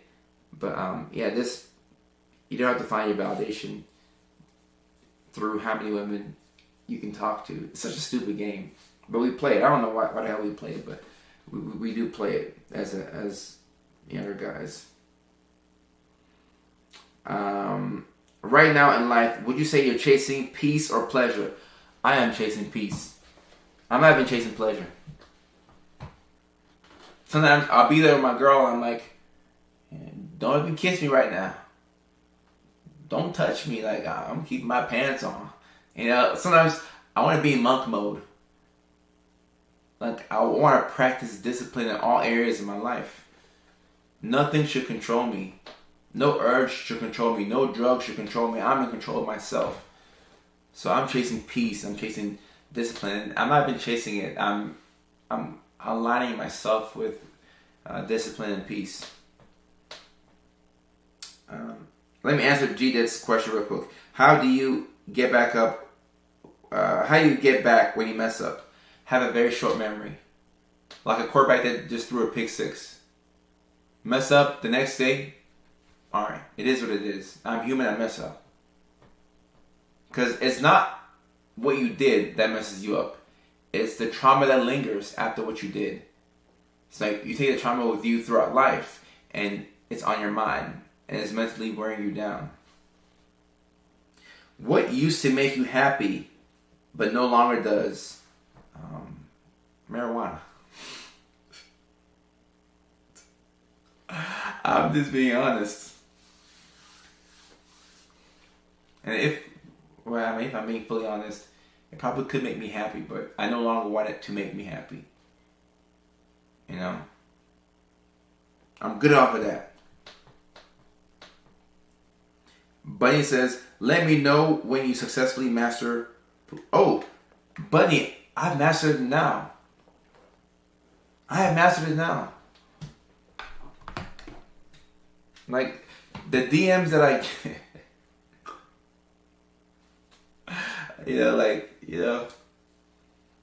everywhere not everywhere I go, but like I'm used to having women throw themselves at me, but part of what helps me is being a public figure, so like it's probably a trap anyway, I'm not looking for any illegal, like I'm good.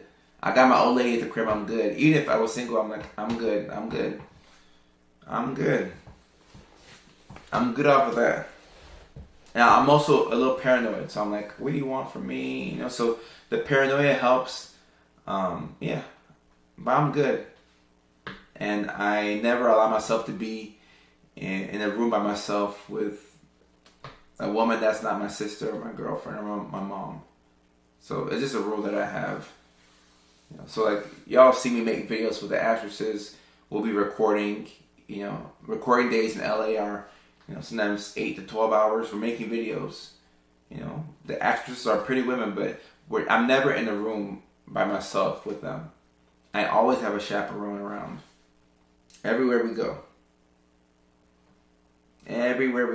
We got a chaperone around.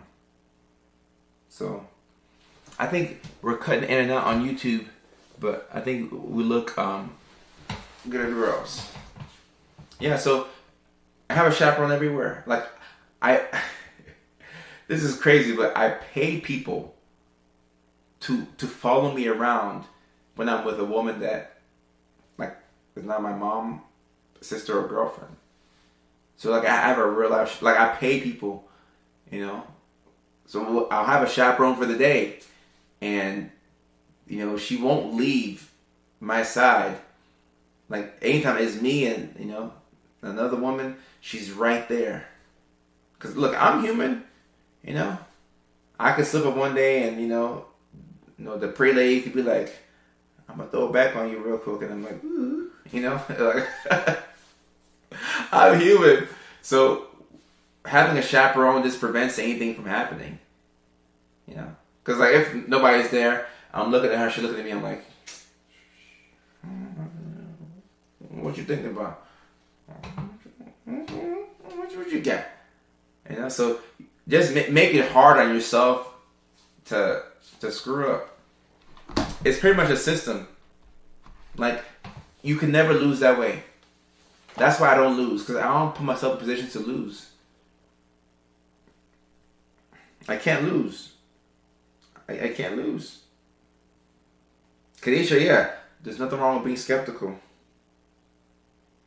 And Bunny says, maybe that's funny because one minute she's a friend, the next my pants are off.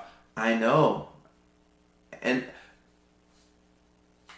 look, even Bill Clinton was got, the damn president almost got impeached because of infidelity. So we're all human.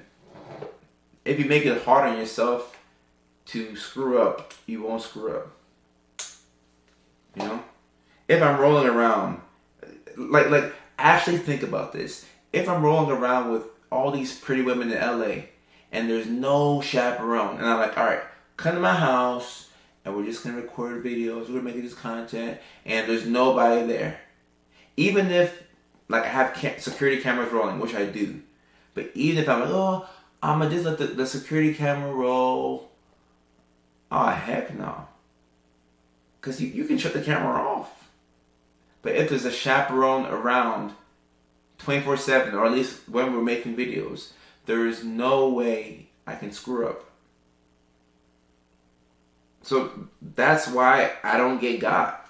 You're not gonna see any article about me in the news. You won't because I got a system to account for that.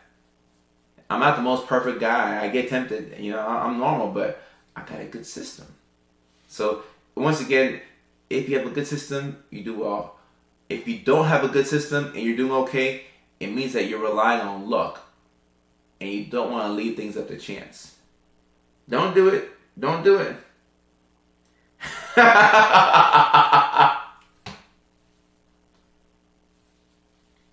Yo, so so it says, well, well, the chaperone gets frisky. All right, so I'm not gonna lie. I did think about that one time. I'm like, what if the chaperone is? What if you try to screw me too? But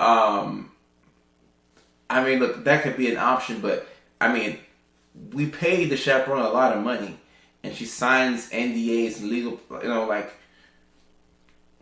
we pay him a lot of money, so I wouldn't want them to screw up. But if a chaperone gets too frisky, I'm gonna have to switch him out with somebody else, and then we're gonna, you know, we're gonna move on. But I have thought about that before. I'm like, what if she get frisky? But that's never happened. And I mean, you think that if you pay somebody good money, like that's their main job. Like we don't need somebody else. Like it'll be me, the other actress, and then we have like, you know, the cameraman. We don't need somebody else to be there. We really don't. But we pay just because I don't want to pay the hard way. You know, so I'm gonna hope that the chaperone don't get frisky.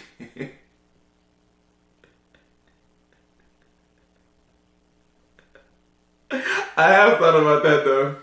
I have thought about that. That's funny. That's funny. That's funny.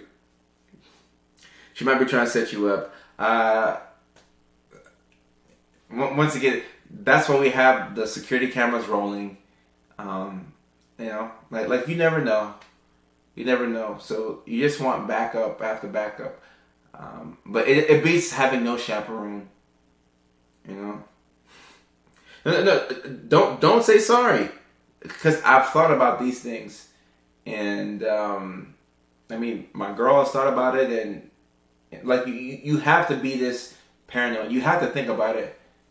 You know, and you have to go to the point where, and I'm not saying that I'm not saying that the chaperone that I currently have is unattractive, but I'm not gonna hire somebody who, you know, like I'm not gonna hire like a Cardi B, you know, slim thick, you know, big booty, you know, no.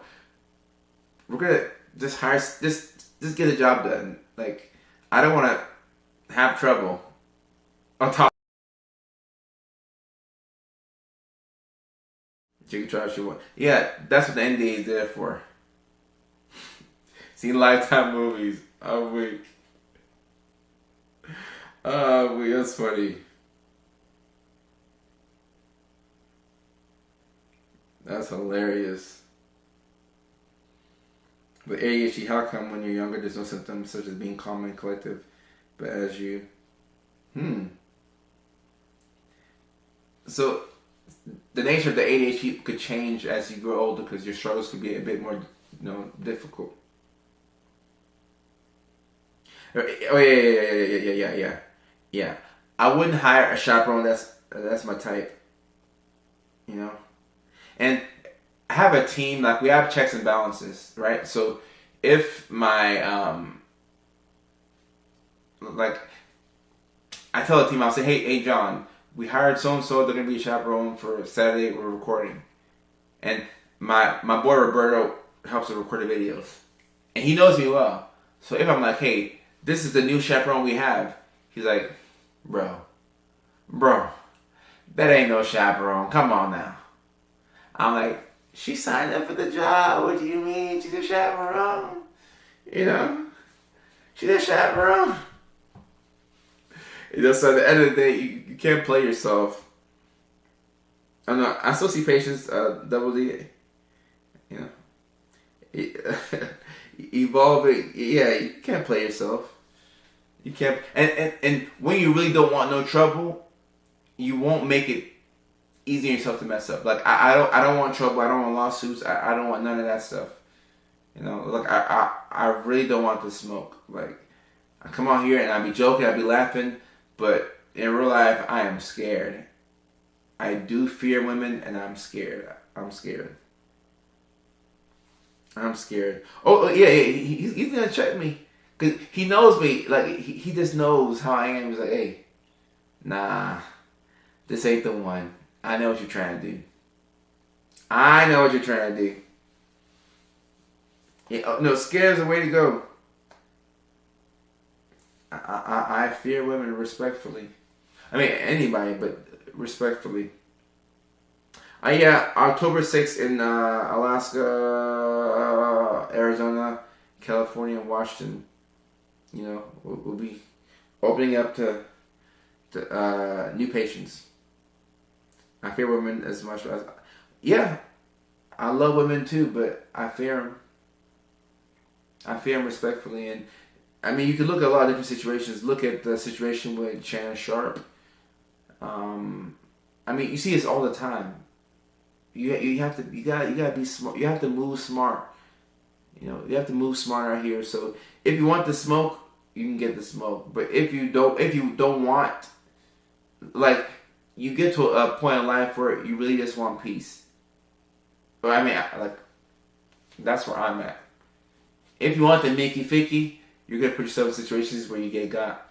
But if you really want peace, and you're like, you know what, I don't want any trouble. Like you know, you're gonna stay out of trouble.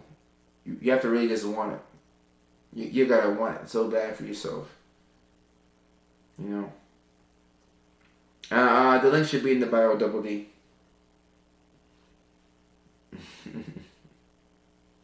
But yeah, or whatever you think your type is, just make things easy for yourself. Easy for yourself, and also, you know, like, I got people who depend on me, and you know, like, I'm not just doing this for me. I gotta be respectful to the people that depend on me. You know, if I go down, a lot of people go down. My issue is that I'm 99 successful. Well, I mean, look, if that's what you want, that's what you want. Go and get it. You know, like it. This is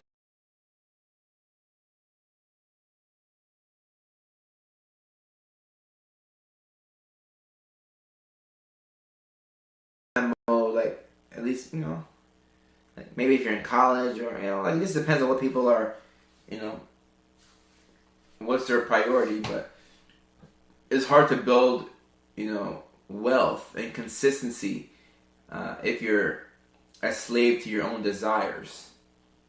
You know, like really think about this. When you have ADHD, you really have to work on making sure that you don't give in to your impulses. Because if you act off of how you feel, you're always going, you know, lose.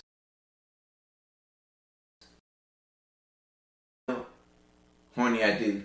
I feel sad, I don't do. You know, so it's like a tug of war with your emotions. It's tough.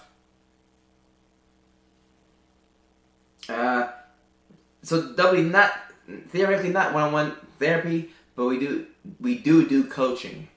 You know. Yeah, dopamine chasing. And if you struggle with activities that still give you dopamine but have less of a consequence. So I love video games. I can play Madden for 12 hours. Now, is it beneficial for me to play Madden for 12 hours? No. But last weekend, I played Madden until 5 a.m. And I have no shame. I was on the franchise with the boys. Played Madden until 5 a.m. Until, like, the sun was coming up. I was like, damn, I get some rest. I gotta get some rest. Right? And it messed up my sleep schedule for a day. Cool. But it beats, like, getting high or, you know, having a wild night and ending up in bed with a lady I don't know who isn't my girl, and then, you know, like, you fall asleep at her house and she takes a photo of you, puts you on social media, blasts you. No. we could just play video games. Ain't gotta get that deep. You know? Oh, Double D. Let me see what my profile looks like. And they.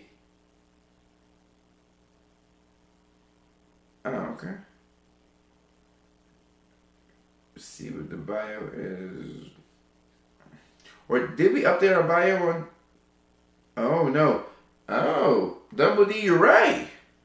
Double D, you're right. We didn't update our bio on Oh, we did not update our bio on TikTok. Look at that. Make it ficky. So Double D, it's Stan.store.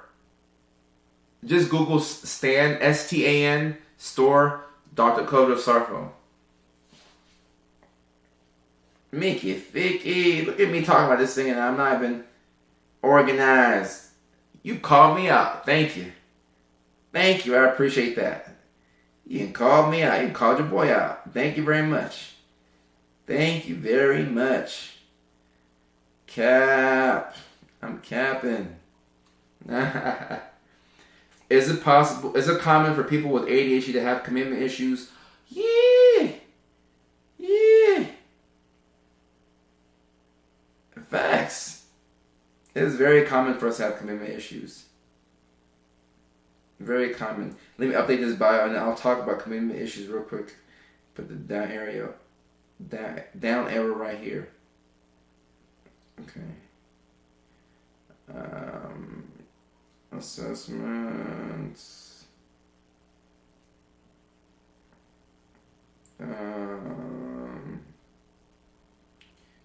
Join our community.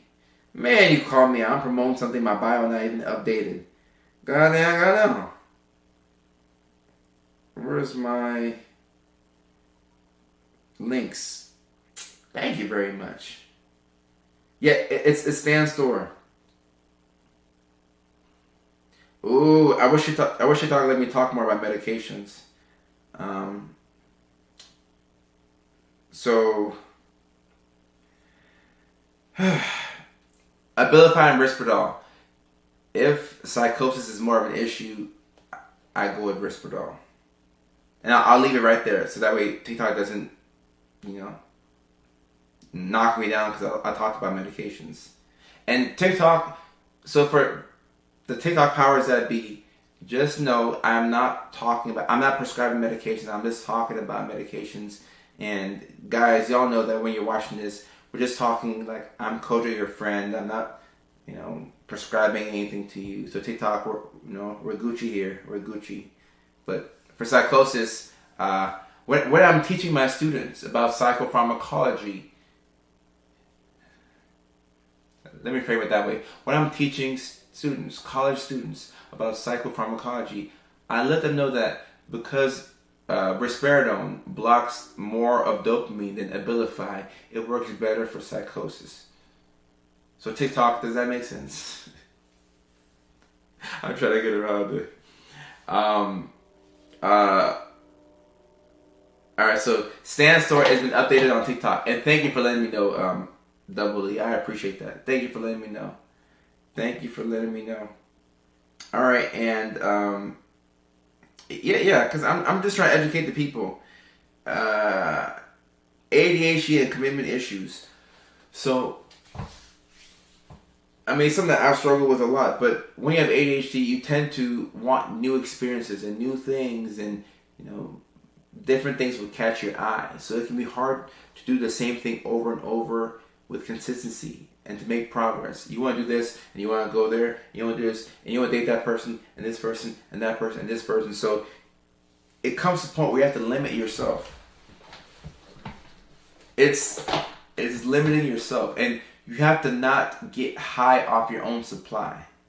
And that means that if for some reason, let's say you're getting a lot of attention from the desired sex that you want, and people are looking for you and checking you out or whatever, you don't listen to that. So when people are like, "Oh, Dr. Kojo, you saved my life. I love you," blah blah, or like I'll get some DMs where like, I mean, like women will send some like photos and stuff, and like, oh, if you're ever in Omaha, Nebraska, like, just don't reply to all that. Likewise, when somebody says, "Oh, you're awful, I hate you," just like whatever you say about me, like it is what it is. Like if you say I'm the best, whatever. If you say that I ain't shit, whatever. It's about regulating yourself to where you just don't listen to all of that. And you have to understand that when you're in a relationship with somebody, there's going to be times that you won't be attracted to them, especially if you're in close proximity with that person. You see their flaws, you see their downsides. So now it's like, like you've heard them fart, so you're like, ugh, so you start looking elsewhere, But if you can stick it through, and you can get to know the person, on a human level, not even like romantic, but like on a human level, I think you give yourself the chance for something, beautiful to potentially happen. And it doesn't mean that you can't be attracted to other people or tempted. I'm tempted all the damn time, but I just close my eyes. I just close my eyes. Like you make an intentional choice to commit to a certain thing, and that's the choice that I've made, and it has nothing to do with my lady. It has more to do with like the standard that I've set for myself, and what I want to work on. But you have to like learn how to deny yourself, like straight up, just deny yourself. And let's see. How do you? I gotta figure out. I gotta get my moderator back on Facebook. Diagnosed with ADHD, 26. Megan.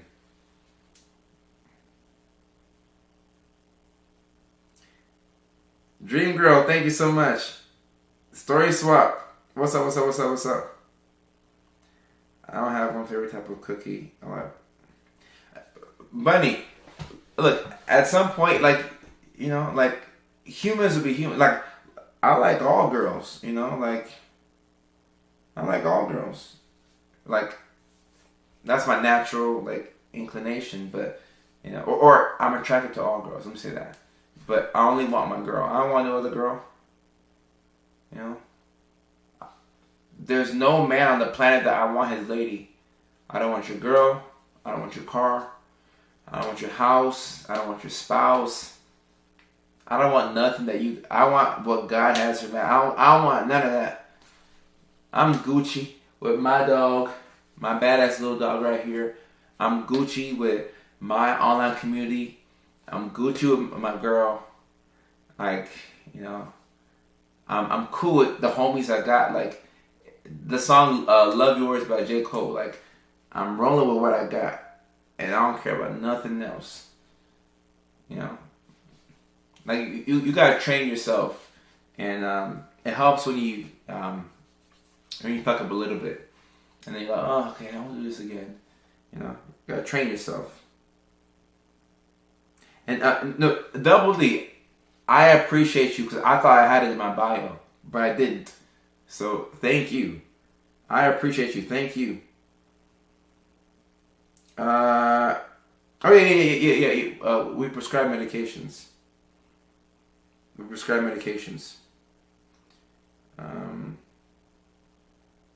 Yeah, we're gonna take me coming across the right woman.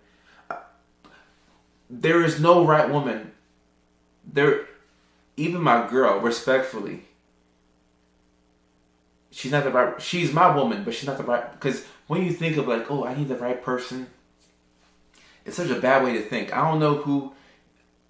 Like, how did we get to a point where like it has to be the right person? Like, there's no right person. You pick a person, and you say, I'm riding with you till the wheels fall off. And it blew my mind when I realized this because I was like, I want to look like this. I want to be thick. She got to be thick. Ain't no right. You take the person and you make them the right person. It's kind of like a decision. It's like, oh, should I move to Nebraska or Arizona? You move to Phoenix and you say, this is the right decision. I moved to Phoenix, I'm here. You know? You don't move to Phoenix and you're like, man, like, what if I was in Lincoln, Nebraska? Like, or what if I was in Tennessee? No. Go to Tennessee if you want. Go to Nashville, but don't be in Nashville thinking about, man, what if I was in Phoenix? You know, like, you make a decision and you make it the right decision. You know, and FOMO, sometimes, like, I'll see people's videos online and I'll hit, like, not interested. Anything that makes my brain, like, have FOMO, like, not interested. But, like, you have to protect your mind. Like, nah. It's hard, though. It's hard. Phoenix is pretty damn hot. Phoenix is hot. I love Phoenix, but Phoenix is pretty damn hot. I ain't gonna lie. Let me see. How long? May of 2019. I got my DNP. So what is that? 6 years. 6 years. No, it's a choice. I'm scared of neurotypicals because of what I went through. You ain't gotta be scared of neurotypicals, you know, but there is something to say about neurodivergent dating. Like the last 3 girls I dated have been on the spectrum. And I promise you, I'm not doing this on purpose. Like, hand on the Bible, I'm not doing this on purpose. And almost all of my friends are neurodivergent and or have bipolar disorder. Like, it's just the conversations I like to have. I don't like surface level talk. Like, I'm just in a neurodivergent circle. And I'm not doing that on purpose. It's just how things work. Leilani says, so you don't believe in soulmates? Leila, I don't know the answer to that question. I don't know if I believe in soulmates. I do believe that certain people were, you know, meant to meet each other at a certain point in time, and that God put certain people together. But when you say soulmates, it makes it such a like a life or death. Like, this has got to work, or, you know. I'm not sure where I stand on that, if I'm being honest. I'm not sure where I stand on the concept of soulmates. Because, I don't know. I like admitting that I don't know. Maybe I'll know more on this as I grow up. But I don't know. Good ass question. I don't know. Damn, that's a great question. I don't know. I don't know. I like to think that there are soulmates, but I think you have to make your person the right person. Like, you have to want it bad. Like, think about how bad you want your team to win a Super Bowl. Yeah, hopefully y'all are football fans, but like, think about how bad you want the thing that you want the most right now. Think about how bad you want $1 million. You know? Like, you have to, if you don't want it, I think you're screwed. Because these relationships are way too damn hard. Yeah, I always get told the reason I'm single is because a man is my soulmate. Well, buddy, you don't like men. so that would make no sense. My picker is broke. Yeah, that went out the window for me too. Yeah, I don't know about a song. Like, we have this fantasy of like love and like, so no, like, can you pick somebody and like ride it out with them like when you're mad at them? Like, can you do the hard thing? Like, it's so easy to not do the hard thing nowadays. You know, like, you can get into an argument with somebody and you can hop on a damn app, and that same night you can be in bed with somebody else. Ain't that crazy? You can press a button on your phone and you can have drinks delivered to your house. You know, you can go on Weed Maps, press a button on your phone, you can have edibles delivered to your house. you can press a button on your phone, meet up with somebody at the bar. I'm not saying it's bad. Like, do what you want to do, but it's like, it makes it hard to do the hard thing nowadays. Like, the satisfaction comes from doing the hard thing. Like, I want to do the hard thing. Like, discipline is attractive to me now. I'm like, I'm gonna deny myself. And like I said, I'm crazy. Like, I'll go periods where I'll tell my old lady, hey, don't touch me right now. Don't look at me, cause I'm trying to keep my pants on. Like I'm gonna go monk mode for a week or two. Like, you see a lot of boxers do this before they have a big fight. They want to clear their mind. So like before a big headlining comedy show, my old lady, don't touch me. I mean, like after the show, touch me, but don't touch me. Let me get my mind right. Let me focus. Let me write. Let me practice my joke. Like I need to get my mind like this. Leave me alone for a little bit, so I can focus. And then after, like, we do the show and the show is great, then like I had the satisfaction of, yes, I did the hard thing. Now it was like, okay, take my pants off type shit, But like, let me do the hard thing. And also, like, you get to control, like, practice working on your impulses. Because it's a very helpless feeling to feel like you can't control yourself. And ADHD makes it like that sometimes. You feel like, damn, I can't control my body.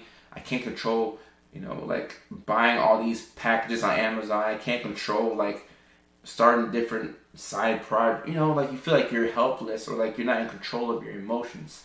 So sometimes you have to sit down and, like, tell your emotions that you're not gonna ruin my life. Like, I control this shit,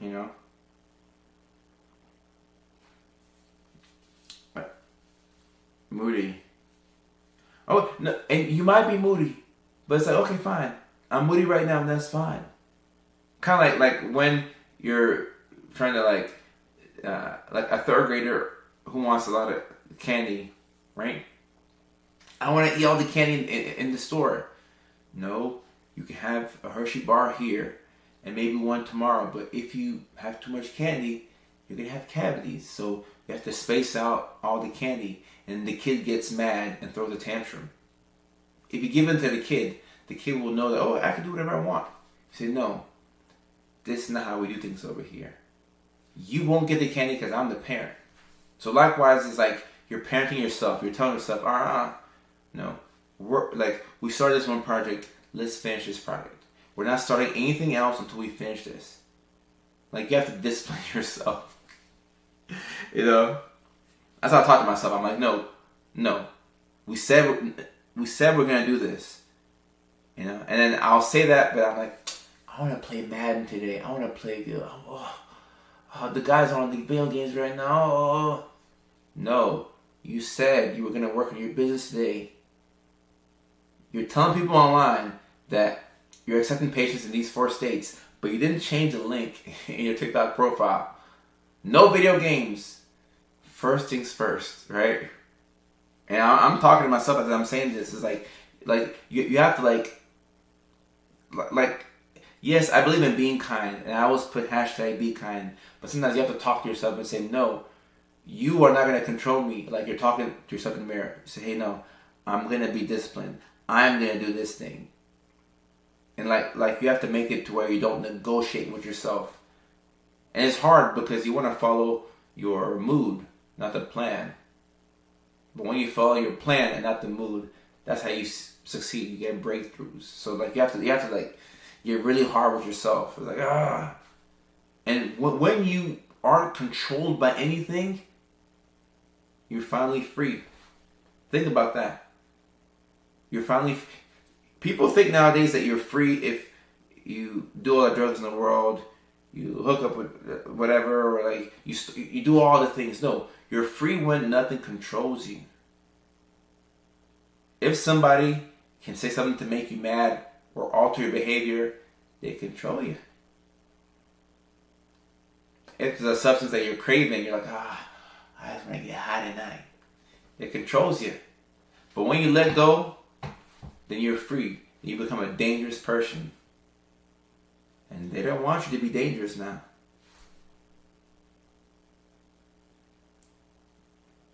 Oh yeah, Bunny. Yep, she can't get her way all the time. She can't get her way all the time. Double D, ask your question. Ask a question. Oh, y'all ask y'all questions. How do you suggest combating those controlling factors? Once again, create a system for yourself where you can't lose. So with my team, we have something called minimums. So I'll say, hey John, what is the minimum that I need to do this week to be successful? At a minimum, I gotta make this many videos. I have to make these videos. I have to get these edits in. We have minimums and certain standards that we have to achieve every single week, or else we failed. So you force yourself to do certain things. I go to the gym 5 to 6 times a week. So if I'm not hitting my mark, maybe I'm sick or something like that. But if I don't feel good, I'll still go to the gym. I'll do like a baby exercise. This week I did it. I went to the gym for like 10 minutes one day. I said, I'm tired. I went back home. I still got my credit. So I don't have to do everything perfectly, but I still have to do it. You know, you can't negotiate with yourself when you want to be great. It depends on what you're aiming for too. Like I want to buy the Titans, guys. So I need a lot of money. I need at least like $5 billion to buy the Titans one day. So I am very poor when it comes to chasing my, my big goal. I need a lot of money to buy the Tennessee Titans. So I gotta work my ass off. So I gotta learn how to master myself if I want to get the Titans. Bunny, you gotta force yourself. It's a big goal. And that's my goal that is most important to me, that I'm the most proud of, is helping people. That's my goal, and I'm living that right now. So I don't have to buy the Titans. I just have to attempt to buy the Titans. So, I gotta get a lot more money. I'm too broke for the Titans right now. I tried to do that. I used to not go if I was unable to do it. Lenani, me too. I felt like if I couldn't get like a real workout in, I wouldn't do anything. But now, I'll go get a sucky workout in. I give myself credit. I'm gonna go have a water bottle here. So, go get me a water bottle. I'm focused on remaining sober right now. That was more the focus of my question. Alright, so Kat and Teddy's modern life. If sobriety is what you're struggling with, let's say you're having a hard time not drinking, all right? I wouldn't even keep wine glasses in my house. Because let's say you throw out all the alcohol, but you have wine glasses in the house. So now, you know that there's no alcohol, but you're walking past the dining table, you're like, damn, got some wine glasses. And then you think back to when you used to have, a cup of wine or two every night. You're like, oh, that wasn't too bad. Maybe, maybe I can just DoorDash like some Moscato, I'm only getting one. I'll just get one and I'll be done. I'll just get one. And that's how it starts. Alright? So even anything that reminds you of getting a little tipsy, you throw it out. I made this mistake when I gave up, weed for the first time, and then I didn't throw away like the ashtrays and the grinder. It's gonna make you think about, oh man, we used to get like blazed. Throw away everything that reminds you of it. Make it to where it would be very difficult for you to screw up. You can still screw up, but just make it very difficult for you. Because everybody who was able to go many days and they maintain their sobriety, they're not thinking so hard every single day like, I just want to get some wine. They've created a nice system for themselves. So there's no decision fatigue. the brain, like if you wear the brain down over time, it's like, oh, I gotta give in. I gotta get drunk. I gotta get drunk. You know, gotta make it easy for yourself. Make it easy. And I drink socially. Now look, guys, if y'all drink a little bit here and there, and social, like, you know, depending on what your goals are, you know, it's legal. It's chill. You know, it just depends on what you want. Bunny, look, if I didn't have these goals, I would be gambling with my life. You know, this keeps me disciplined. Are you a comedian or doctor or writer or what? I'm all them. I'm all them. I'm everything all in one. God damn it. I do everything. I do everything. I do everything. I agree. Even if you're not sober, and if you drink, if you get a little high, you're not a bad person. Everybody's in their own journey, so don't look at somebody and say, "Oh, dang, they're sober. I gotta get sober." Maybe you were on your own journey. Maybe you used to, you know, smoke 8 joints a day, and now you're all the way down to like 3. And you're feeling bad because somebody's like completely sober. Now, don't worry about nobody else. Like, just stay on your path. Don't worry about nobody else. Like, just do you. Just do you. A lot of doctors are funny. I know, but how many doctors are funny like me? How many are as handsome as me? How many are as smart as me? How many of them are as talented?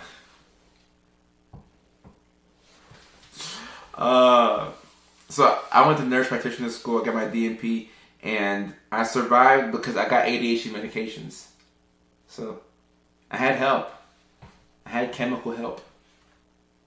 So it wasn't, you know, like, thanks to the prayers of my mother and Ritalin and Adderall, that's how I graduated. It wasn't just me. I had some help. I had some help, goddammit. I couldn't have done it without. And there's no shame in my game. I needed the help. Lord knows I needed it. Junior says, "Oh no." But don't judge yourself now. Don't judge yourself. And when you take your eye off the prize and you look at other people, you're like, man, like, that person, they've been sober for 7 years and they look like they're not struggling, and their life is so perfect. You don't know what they're going through. When you take your eye off of the prize, that's how you mess up. Anytime I mess up in life, it's because I'm looking at other people. I'm comparing myself. Like this, I've learned to just mind my own business, which is very hard to do. But I'm like, just mind my own business. Like, mind my own business. Like, every day is a struggle to just mind my own business. Like, whenever I consume more than I create, I always get depressed. And I feel bad about myself. So now I'm like, okay, yeah, I'm going to doom scroll every now and then, whatever, you know. But, like, I'll put a timer. Okay, alright, okay. 15 minutes of doom scrolling, that's enough. It's time to go create. If you want to be on TikTok or Facebook, great. Go live, with, like right now, go live with your community. But don't be on this phone just scrolling up and down. You're going to be very sad. You know, so I got to, like, force myself. You know, and not me. I still have to force myself to say, Coda, no, don't do this. No, we don't want to be sad today. Like, get up and go to the gym. Stop, get off your phone. You know? And then I'll put my phone down, and then I'll go on my other phone, and then I'll go on my iPad, and I'll try and watch more YouTube. You know, it's like a constant battle of it. Goddamn, just focus. Focus. Just focus. Doom scrolling session led me here. Hey, look, it happens. And hopefully you learn something. You know? But doom scrolling, at least for me, it makes me very sad. I'm not gonna lie to you. I can't doom scroll for too much. I get sad and I start to compare myself. And then I feel bad for myself. And I have a good life. I have a good life. And I'll be comparing myself. It's not smart. Doesn't make any sense. Not good for me. But I mean, I might, get off of this and go doom scroll a little bit. I give me a little 5-10 minutes. Just see what's on TikTok and Instagram, and laugh at a couple of videos. But I put a time limit on it. It's just not good. Not good for me. Now, Hassan, I will land on funny and inspirational videos, and I'll go back and watch those. So I like it when I watch a video that's inspirational, that uplifts me. But when I get to the point where I'm just it goes from inspirational to just maladaptive doom scrolling really fast. But I do like those videos. I love them. I love them. I'm trying to build strength to the same. You got it. And look, sometimes when you watch too many inspirational videos, you don't do what you need to do.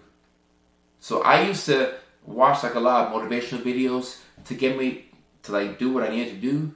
But then what I realized is that, look, this is the dumbest thing ever. I would watch motivational videos to help me start the thing that I have to work on.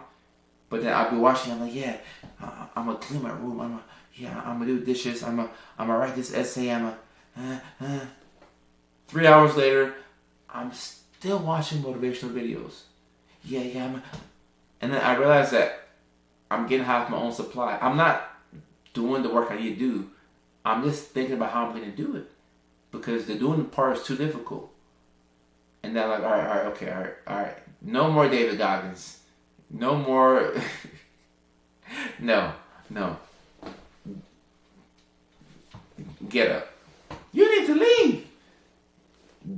Get up. And I'll physically get up and go touch grass and start. I gotta do something, because now I'm just avoiding a thing, and I'm watching a motivational video to make it look like I'm doing something, but I'm not doing a damn thing. So you gotta be careful with those videos. You gotta be more careful. I need to treat my severe ADHD. How do I go about treating it? Eliminating the guilt and the shame. Finding a system. Therapy can be helpful. Medications can be helpful. Everybody has a different way of doing it. Therapy and medications is what helps me. That's my trippy kit. Get up, stand up. Stand up for your right. Get up, stand up. Don't give up the fight. Get up, stand up. Stand up for your right.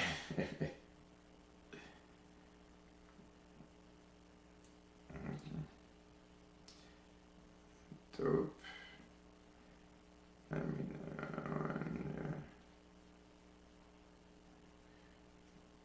Get up, stand up. Don't give up the fight. Get up, stand up. Talk to him. Stand up for your right. Do I still take the stimulants? Yes, I still take my stimulants, and there's no shame in my game. At one point, I was a little embarrassed because I felt like I was reliant on the medications, and I was like, damn, if I didn't have these meds, could I live life? And I got into a weird mental thing. But now there's no shame in my game, because without the medications, I don't get things done. I'd be in bed, sometimes I'd be depressed. So I'm no, there's no shame in my game. I take the meds and they help me out. And even my parents have some interesting thoughts of they don't really believe in meds like that. And I'm Dr. Kojo, right? So when people come on here and they're like, oh well, my parents and my family make me feel bad. I know what you're talking about. I'm not just saying that because, that was a big one. That was a big crack. I'm not just saying it because it sounds good. Oh, I know what you're going through. No, I know.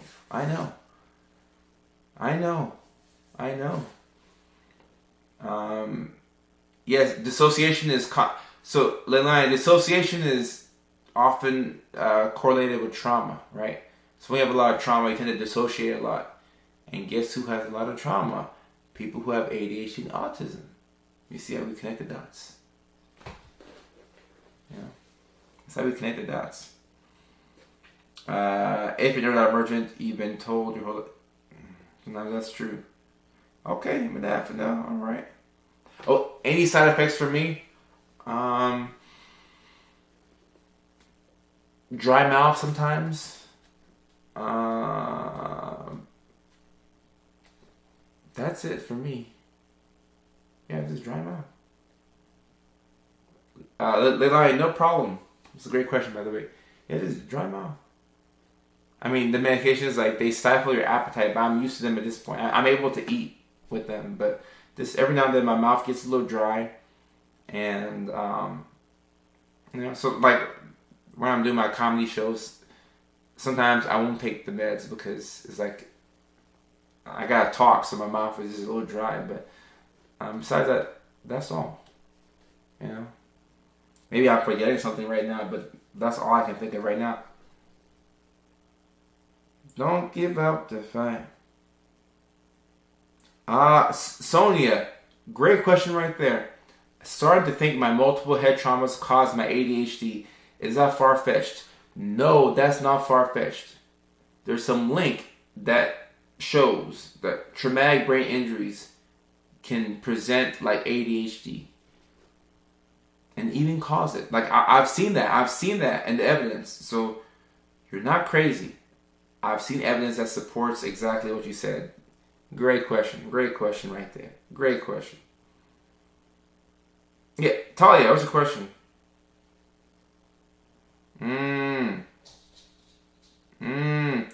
Yeah, Amy, I would definitely talk to your psych. Definitely talk to your psych. Because sometimes the medications can make you dizzy, it can make you have nausea. And especially with POTS, you want to make sure that you're not like getting dizzy or losing your balance. Nice love. Stimulants and caffeine. So chemo does not everybody can do the stimulants. So that's why, with software psychiatry, I'm gonna be looking more into the nootropics. So I've got a whole bunch of nootropics for free, off the TikTok shop. They've been sent to me. So I'll be looking into them. And I'll come back and let y'all know. Sonia, sorry to hear that. And question is Adderall or... Alright, so, okay, here's the thing. With stimulants, before I prescribe somebody a stimulant, I always say,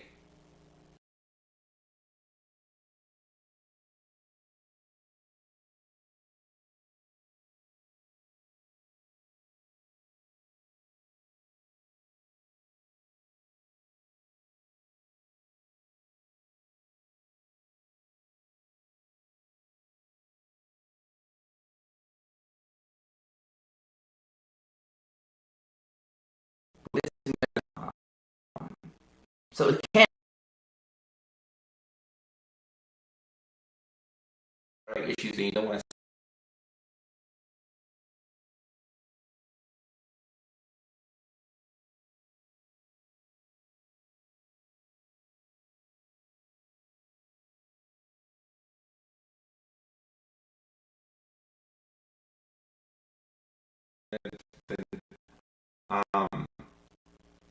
Um, it could make ADHD. Uh, oh yeah, I'm going in and out. No, the connection is bad. Is it better now? Oh, damn, the connection tripping. The connection tripping. I think it's going up a little bit now. Oh no. No. A little better. Yeah, it's getting back up there.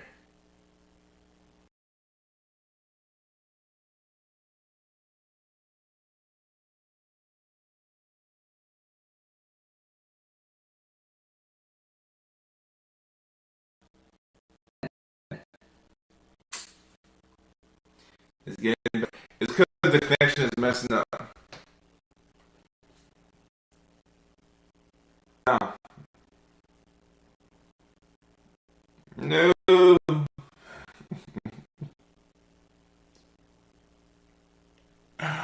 Oh, what's up with my connection?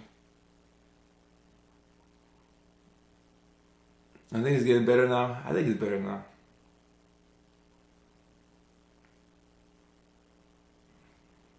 Mm. Yeah, alright. Connection is cap, y'all. Connection is cap. It says connection is cap, and I think that the battery is going up and down. Alright, so make it figgy. We'll go ahead and we'll call it a night. I'll look to get back on the live stream tomorrow, but we'll go ahead and we'll call it a night tonight. And you know, the connection is getting better, or is going up and is going down. Yeah. Well, it's going to call it a night, and plus, I gotta make a phone call. So, damn.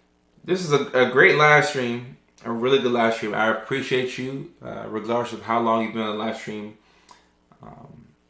If you've been following from day one, and whether you got here last week, even today, I appreciate you, and I love you, and a lot of people care about you, and I'm one of them.